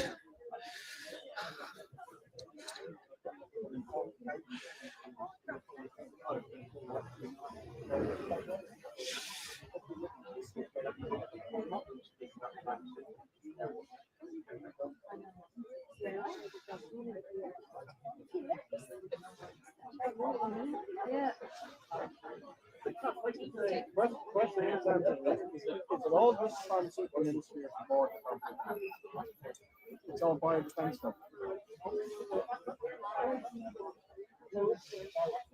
I knew. I'm after waiting. I will take a letter for Glenn. Good stuff. That's my sister Lorna here. That's my sister Lorna, 45 years of age she was, and she was forced to get a vaccine because her two youngest kids was in care, and she was told she wouldn't see them because she'd be a danger to them. Unless she got her vaccine, she wouldn't be able to see them again. She got one, and she was vitally sick off that. She was told she was a hypochondriac.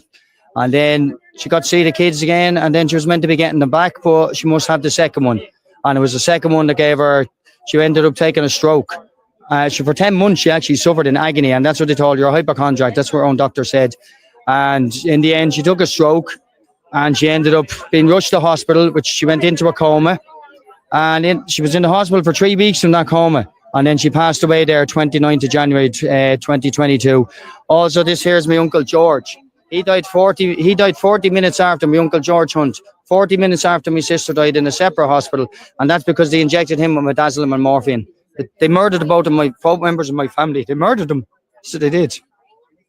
And my sister now, her kids, they've no mother. They've no mother. 7 children without a mother.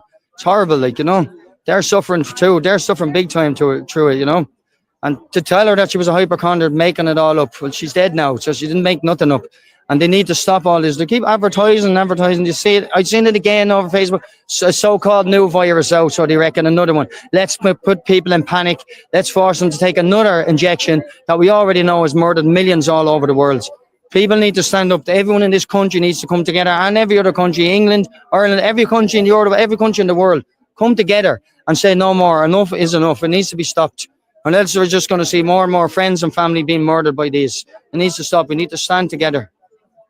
So sorry for your loss. I have heard about your sister and your uncle before. Here's just 2 individuals, 2 of the around 20,000 people who have died unnecessarily from. His birthday would have been a couple of days later. His 67th birthday would have been, I think it's 5 days after, is when his birthday would have been. His wife couldn't celebrate that. How could she? He's had to passing away just before that, and then his sons as well. His own sons, they're all still suffering. They suffer the whole time. Every year it comes up, you know what I mean? They're posting things on Facebook, even without just a year going by. Don't have to be the actual date. It's in their heads the whole time. And it's just horrible. It's horrible. It is. And I tell you, if it wasn't for Wake Up Area, I'd have had no help here. I'd have had no comfort whatsoever.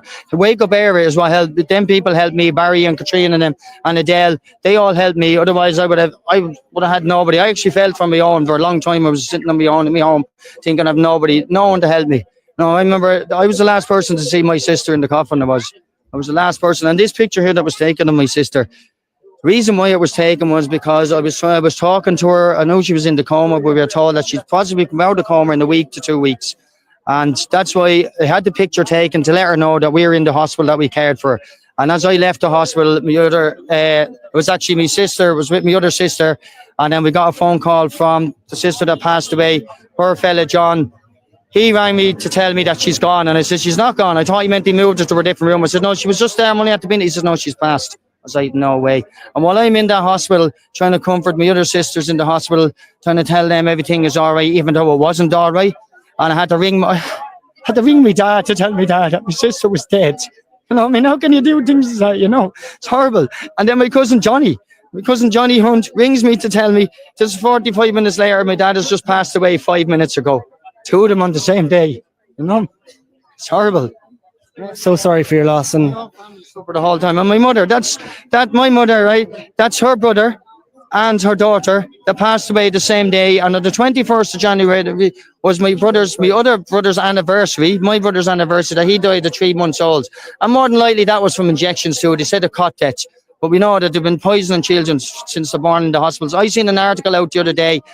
Someone had posted, they came across it, that they were told in hospitals that if they thought people wasn't going to have their children vaccinated with certain things, that you were to give it to them in the hospitals. So there you go, they're doing it behind the people's backs. And there's another thing I see now, organs. They want to take your organs, and if you don't have a letter proving that your organs weren't to be taken, they're going to steal your organs too. Like, what is this country come to? The devil is running there. That's what it is. People need to turn back to God, is what they do. They need to turn back and start praying to God. Drop all the idolatry too and just turn to God. And get rid of these people in here. These people are the ones, this is the government building. These people are the people that could stop it, and they don't stop it. They actually push it. They push for the advertisement of more and more and more. And they put the people in fear, lock them down and everything. Is put masks on them so they feel like that they're so small. It's disgraceful. It's absolutely horrible, it is. And this is what people have voted for. Did they vote for these people? Because they want to be voting them out. Get them out is what they need to do. That's what they need to do. Thank you, Stephen. Thanks. Well done. Fair play. I'm so sorry again for your loss, and well done for coming out and standing up for your sister and your uncle and all the people that have lost their lives over the last couple of years. It has to be done. The reason I'm doing this because I don't want other people dying. I want other people waking up to this. Other people need to wake up to this, they do. So this is why I'm out here doing this. I know I can't bring my uncle and my sister back. I can't do that. But I hope other people don't lose their families. I hope other people that's thinking of getting vaccines, that they realise what this has done, what they do. and not to take them. You don't need them. I didn't have one vaccine. Not one vaccine. I didn't need it. I had a flu, yes. I ended up with a bit of pneumonia. I ended up, my doctor was Dr. Billy Ralph, and he gave me prescription medications to take, right? And yes, he told me to take spicy stuff, like drink hot cups and all with the spices in it and stuff like that. Medical stuff. I take apple cider vinegar, stuff that's, real stuff, not the stuff that they're pumping into you. And what's in it? Yeah, they won't tell you. What's in it? No. They ask them, is there one good thing in it? No, not one good thing. They can't tell you that. If there was anything good in it, they'd put it out there. Yeah. Okay. Thank you very much. Thank you.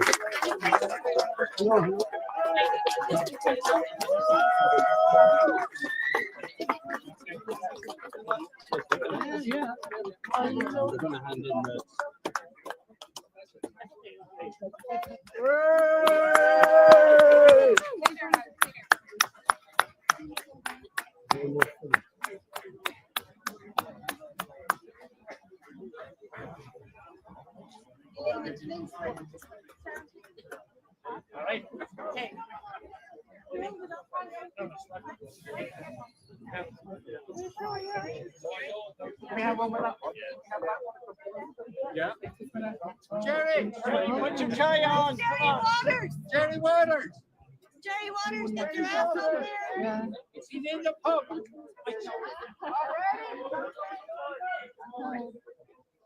Very good, guys.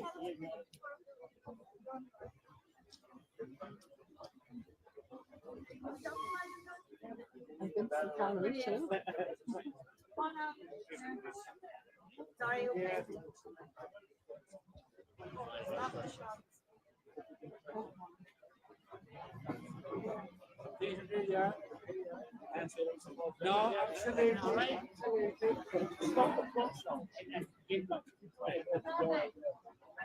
Thanks a minute. Thank you. Thank you.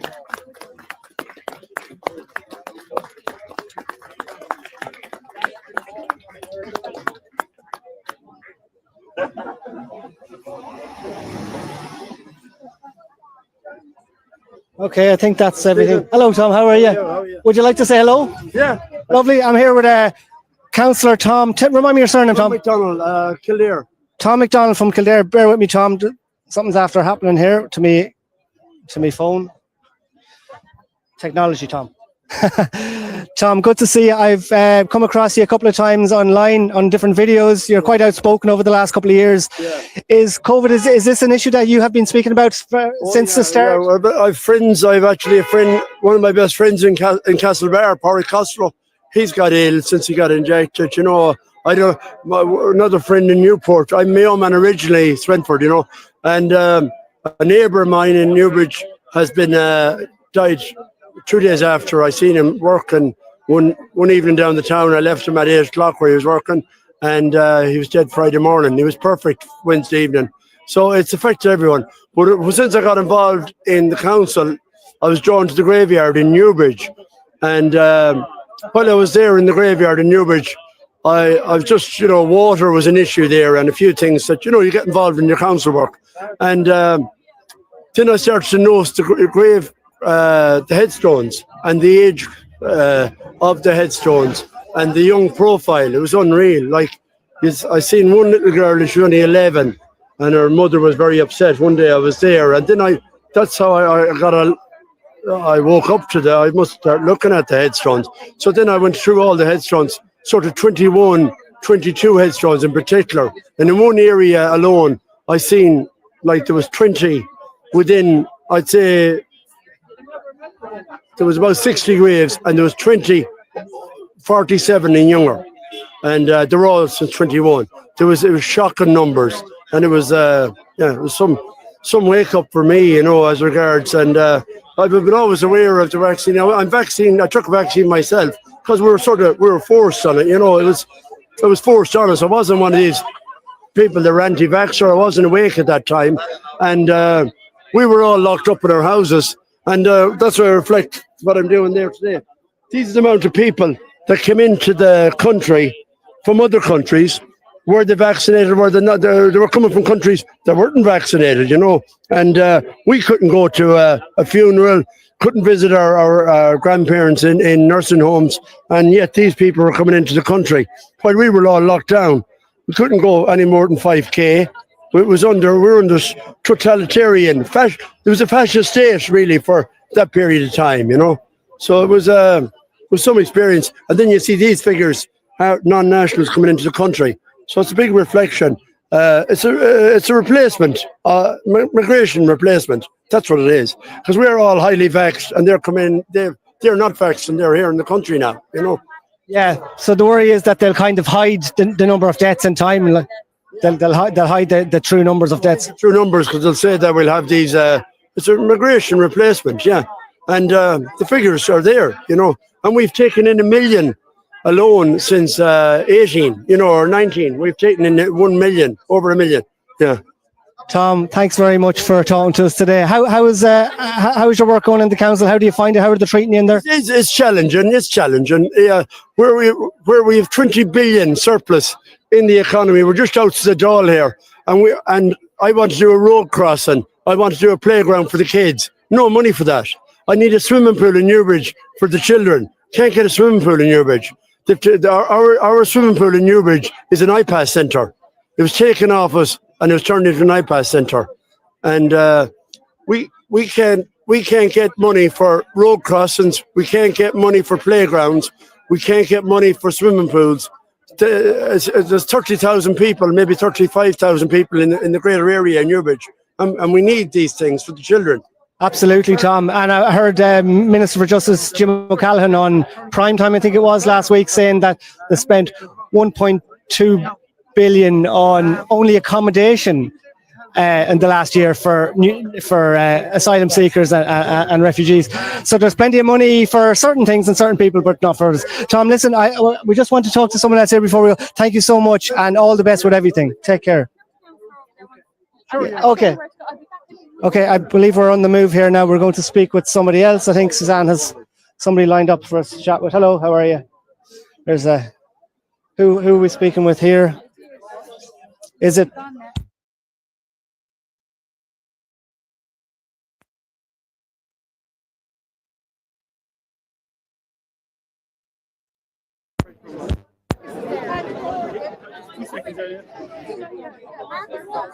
Oh, brilliant. Now, so I know this man.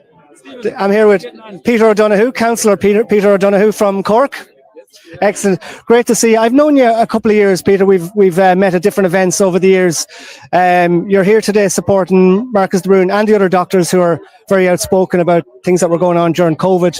Tell us, what's your experience? Were you outspoken on this issue? Do you know much about this issue? Or I suppose, yeah, we all know with BC, I suppose it's meant something else over the last number of years. Now it means before COVID, but before COVID I was just a normal Joe Soap, and then I suppose COVID happened, and then what I could see was absolute insanity took place in this country, and some very, what would I say, strange things happened. And look, there was doctors at that time who spoke out and who were very brave, and they called out what was happening. And Dr. Marcus Brun was one of those doctors, and he could see what was happening in the nursing homes, and he could see that what was actually happening was that people were dying in the nursing homes as a result of the health practices at the time.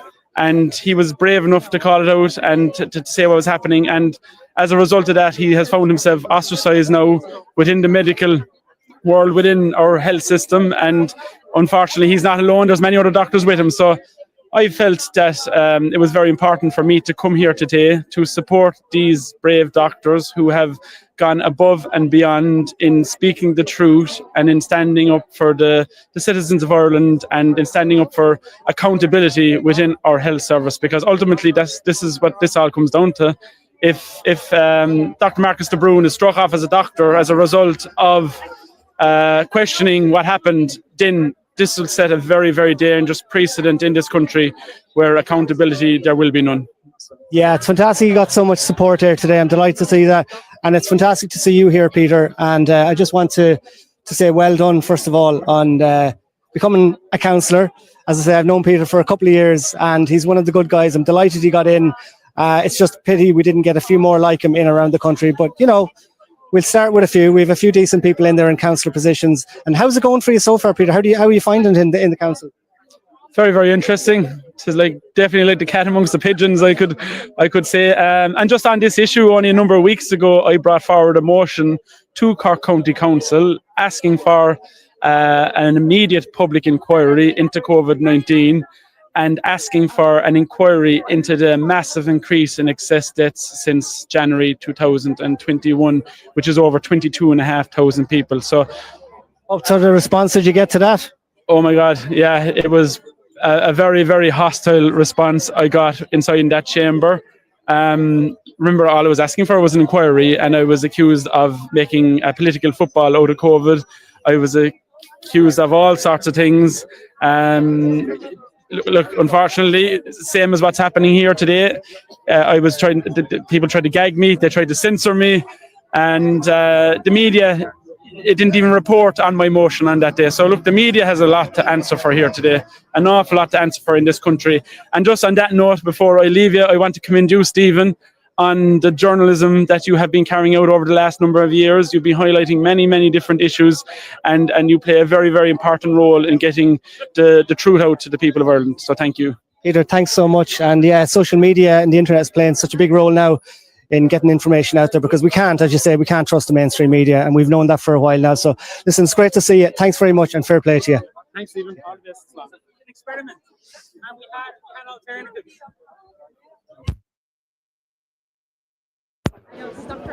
Now look who I spotted here. I'll let Suzanne introduce Suzanne. Okay. This is Fiona, and many of you will know Dr. Anne McCluskey. Tell us why you're here today.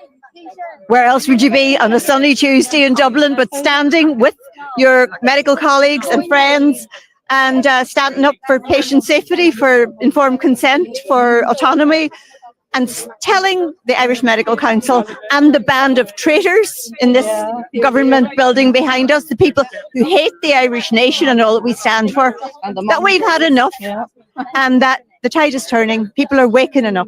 It's over. Thanks for all you've done for everybody. You know, I'm sure lots of people watching appreciate that you made a stand. Not many doctors did.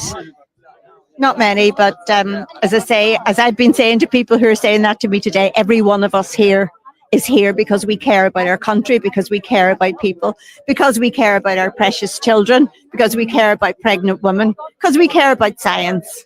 So, as I say, it's only a privilege to be here with all of you. And straight back at you, Suzanne Delaney. So thanks very much. Thank you. You're very good. And this is Fiona. And Fiona is one of the more unsung heroes, I would say. There's a lot of people doing great work who don't get the same acknowledgement that myself or Stephen do. You know, we do get a lot of thanks, and we're very grateful for that. But, you know, the likes of yourself probably don't. Can you explain what work you've been doing with Dr. Vincent Carroll and Hold the Line? Oh, well, Hold the Line, yeah, was a kind of a grassroots thing, and it's really the people all over the country. I have one here. You know, down in Waterford, and just great people, and it's great because it's a grassroots organisation. And so, like, I was just talking to someone there who knows Joseph here, and yourself, Suzanne, and Stephen. Of course, you're brilliant. But the doctors here, I think, with the doctors, it's their livelihood, you know. And also I must say, I see Dolores Cahill here, and I have great time for Professor Dolores Cahill as well, because they put their livelihood on the line. You know, it's easy enough to go out. I still have a job, but these people, you know, their job is on the line. I was just looking at actually. Never been busier. I was looking at something Anne put up there, and it was from a couple of years ago. And you had just finished a night shift, and you'd come back, and you were sitting in your room, and you were saying, "I'm not take this anymore." And then you said, little did I know that afterwards, like, you'd be called up, and basically, you know, that was that. 24 hours later, the General 24 hours later, yeah, unbelievable. No regrets. Yeah, well, that's no regret. Amazing, yeah, that is amazing. And as I say, I really admire some of these young fellas here, like Pat Morrisy and Marcus, and because to be fair, I had retired, I'd moved into politics, got myself elected to Derry and Strabane Council, and you know, in a way, it was easier for me. I went back to work during the alleged pandemic and saw for myself that there was nothing happening. I worked one shift in the GP COVID assessment centre. I counted 19 staff, including 3 doctors, 9 or 10 nurses. We saw 3 patients in 4 hours, and outside, our medical spokesmen, our rock docs, were saying it's total chaos in there. It was because the staff were tripping over one another. So once you see that, you can't look away, because medical ethics matter. The doctors in Ireland, I hear that 92% of them have declined the latest iteration of the COVID offering, but they are still phoning their patients, texting their patients, and injecting this toxic brew into our innocent Irish people. Shame on them. So yeah, that's why we get up every morning, put our backside under our shoulders and get on with it. And all of us here today are a tribute to that. And thanks very much for talking to us, ladies. You're very good. And The Irish Inquiry, brilliant. And thank you for standing against that horrible Roger O'Gorman. And if it wasn't the Dirty Tricks department wasn't there, you would be have elected, definitely.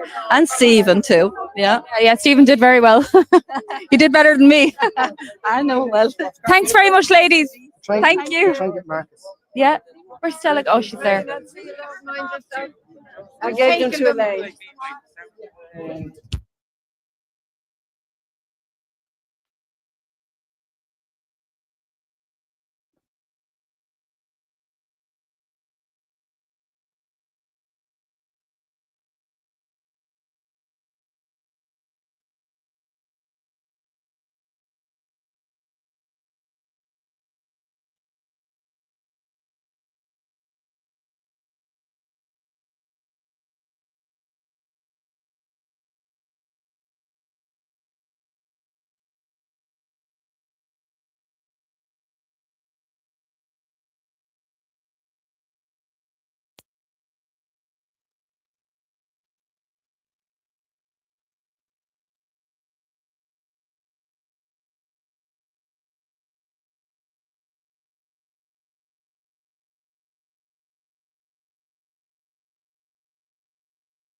Tell us about this. Right.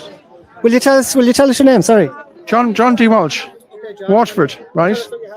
Okay, I did a study not only of excess deaths, but of sudden deaths.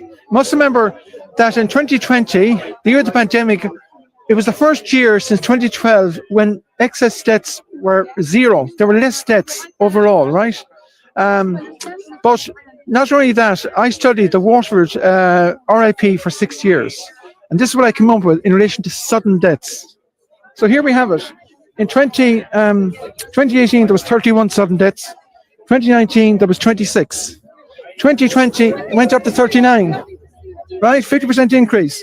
But in 2021, it went up to 134. Following year, up to 145. And in 2023, was 343. In other words, a 1,219% increase in sudden deaths. Now, you look at the photographs here, right? I have the people who died suddenly, right? And what you do is you look at the young faces, right? These are not old people. No?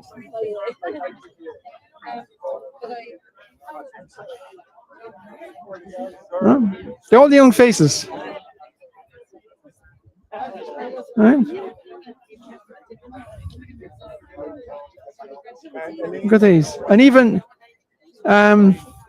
if you look at the look, they're all young faces. Roy Butler's there, yeah. And then even children, small children, look.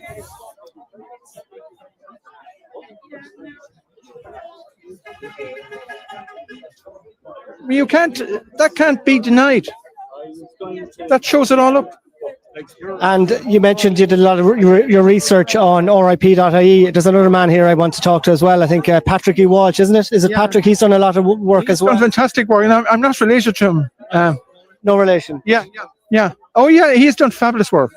He was the first one, the pioneer in terms of identifying. I mean, he was a statistician with a company, an accountant. So he had the figures in his head. So he retired and he concentrated on all that. And then he came up Well, it was Gemma Doherty actually who started actually highlighting some of that, because she went into graveyards and said, look at the number, the years, 2021 compared to 2020 graves, So, very sad. I mean, my own first cousin, actually, I warned him. When it started, the whole thing, if you said to people, don't take that jab, it's poison, they say you're nuts. But what you do is you invite them to ask questions, and you ask them, what about the Nuremberg Code? Have you looked at that? And that'll tell you the protocol in relation to vaccines. 4 doctors, four doctors in Germany in 1947 were hanged because of vaccines, because they gave vaccines that people died from. That's how serious they took. Let's see how many are hanged here or hung. Yeah, but not many, unfortunately. A year later, he died from a blood bleed to the brain. In a week, he was dead. How did you get that? That's the typical outcome of the vaccines, as you know. Very sad. Right. Thank you for speaking to us. I've just bumped into Professor Dolores Cahill. Dolores, fantastic to see you. Great to see you. Now, you were one of the very first people I know of, medical people, professors that spoke out about this. I was just saying earlier in the live stream, this whole COVID period is why I set up the Irish Inquiry. And you, thank you very much, were one of the very first people to come on and tell us what you thought was going on. So in hindsight, looking back after 5 years, were you right about a lot of what you said? Well, I would like to thank you, Stephen, for everything you did and for setting up the Irish Inquiry. And you remember you gave a platform to many people that had no voice, not just me. So I just want to say you're true and honest. Thank you very much. So I think, when we were saying it, we said that it might take 2 to 5 years for people to see, sadly, the adverse events. And a lot of people, I think, now are aware of what's gone on. And it takes time. And some of us are censored. So I just wanted to thank as well all the people who watched our videos, because I wouldn't have got my message out. And then for the last year and a half, I'm very much censored. So I'm working behind the scenes, trying to prepare the foundations, writing to the government and to the authorities for who actually holds the liability, in the longer term, so that hopefully there will be a grassroots inquiry by people who have suffered adverse events, because they will have the costs of caring for their loved ones for the years to come. And I was just talking to Marcus de Brun that we are all ready and waiting to help any kind of real inquiry or real audit, and we have worldwide networks. But I suppose it has to be a grassroots movement to show that it's actually needed, and then we can hold people accountable. And obviously people need to have their injuries recognized, and then they need to get the facilities from real doctors. And also there are healing and detox available. That's what I wanted to ask you about, Professor Carl. Can you tell us anything about that, or where would people go to find out if they might have taken some of these shots and now they've woken up to what's been going on? Absolutely. So the thing is, everybody is uniquely different. And when I was doing my research around autoimmune diseases with 20,000 people, there are natural ways to improve people's health. So obviously I'm not a medical doctor, but we would do clinical trials. So I would be available to do the equivalent of a post-marketing surveillance or phase 4 clinical trial with other doctors worldwide, so that people can catalog their symptoms or injuries and then put them on minimal intervention like clean water, proper nutritional status, and then see what works for each group of symptoms from each vaccine. So it's not that there are detox methodologies available, but what we needed to do, and what I was offering to do since 2021, is that we would take groups of like 100 people and see what works. So that is one of the areas that I would be volunteering. And even I have a little place in Athy. But what we kind of need is the vaccine injured and their families to get together to ask for that kind of help, And anybody who's watching who has been injured by any of these vaccines, or if they have any family members injured, where could they? Is there anywhere they can go? Is it where they can meet? Or so I'm very censored now. right? So unfortunately, I used to have lots of websites, so a lot of them are taken down, or if I put them up new, they're taken down. So what I would say, it's better to go to the vaccine injured. So we had like the clan, you know, the way there was the Irish CV clan organization, who I'm not in touch with, but there's a lot of vaccine injured, and they can get in touch with me or Marcus de Brun or Dr. Anne McCluskey. So I think rather than, there isn't a detox, you know, hub available, but we could organize with the medical doctors a 6-month period of detox. Do you know what I mean? But I think it's up to the vaccine injured, if they can, to get together and approach us, and we'll build it together. Okay, so if a couple of vaccine injured people can get together as a group and get in touch with either yourself or Dr. de Brun. Yeah, exactly. So there are lots of vaccine injured groups, and of course we have the World Freedom Alliance and the World Doctors Alliance, and there are detox methodologies. But I think what we need to do is maybe have a meeting, you know, in a hotel somewhere where people say what they want, and then we'll help provide it. Yeah, or even if they want to hold people accountable, I'm always available to help or be a witness, but it really has to come from the vaccine injured, I think. Professor Dolores Cahill, thanks so much for talking to us, and thanks very much for speaking out over the last couple of years. You opened so many people's eyes to what was going on, and I'm sure you've saved a lot of lives, so well done and thank you. Thank you to the Irish Inquiry, Stephen, and everything you've done over the years. Take care. Thanks, Dolores. You're brilliant. Thank you. Fair play to you.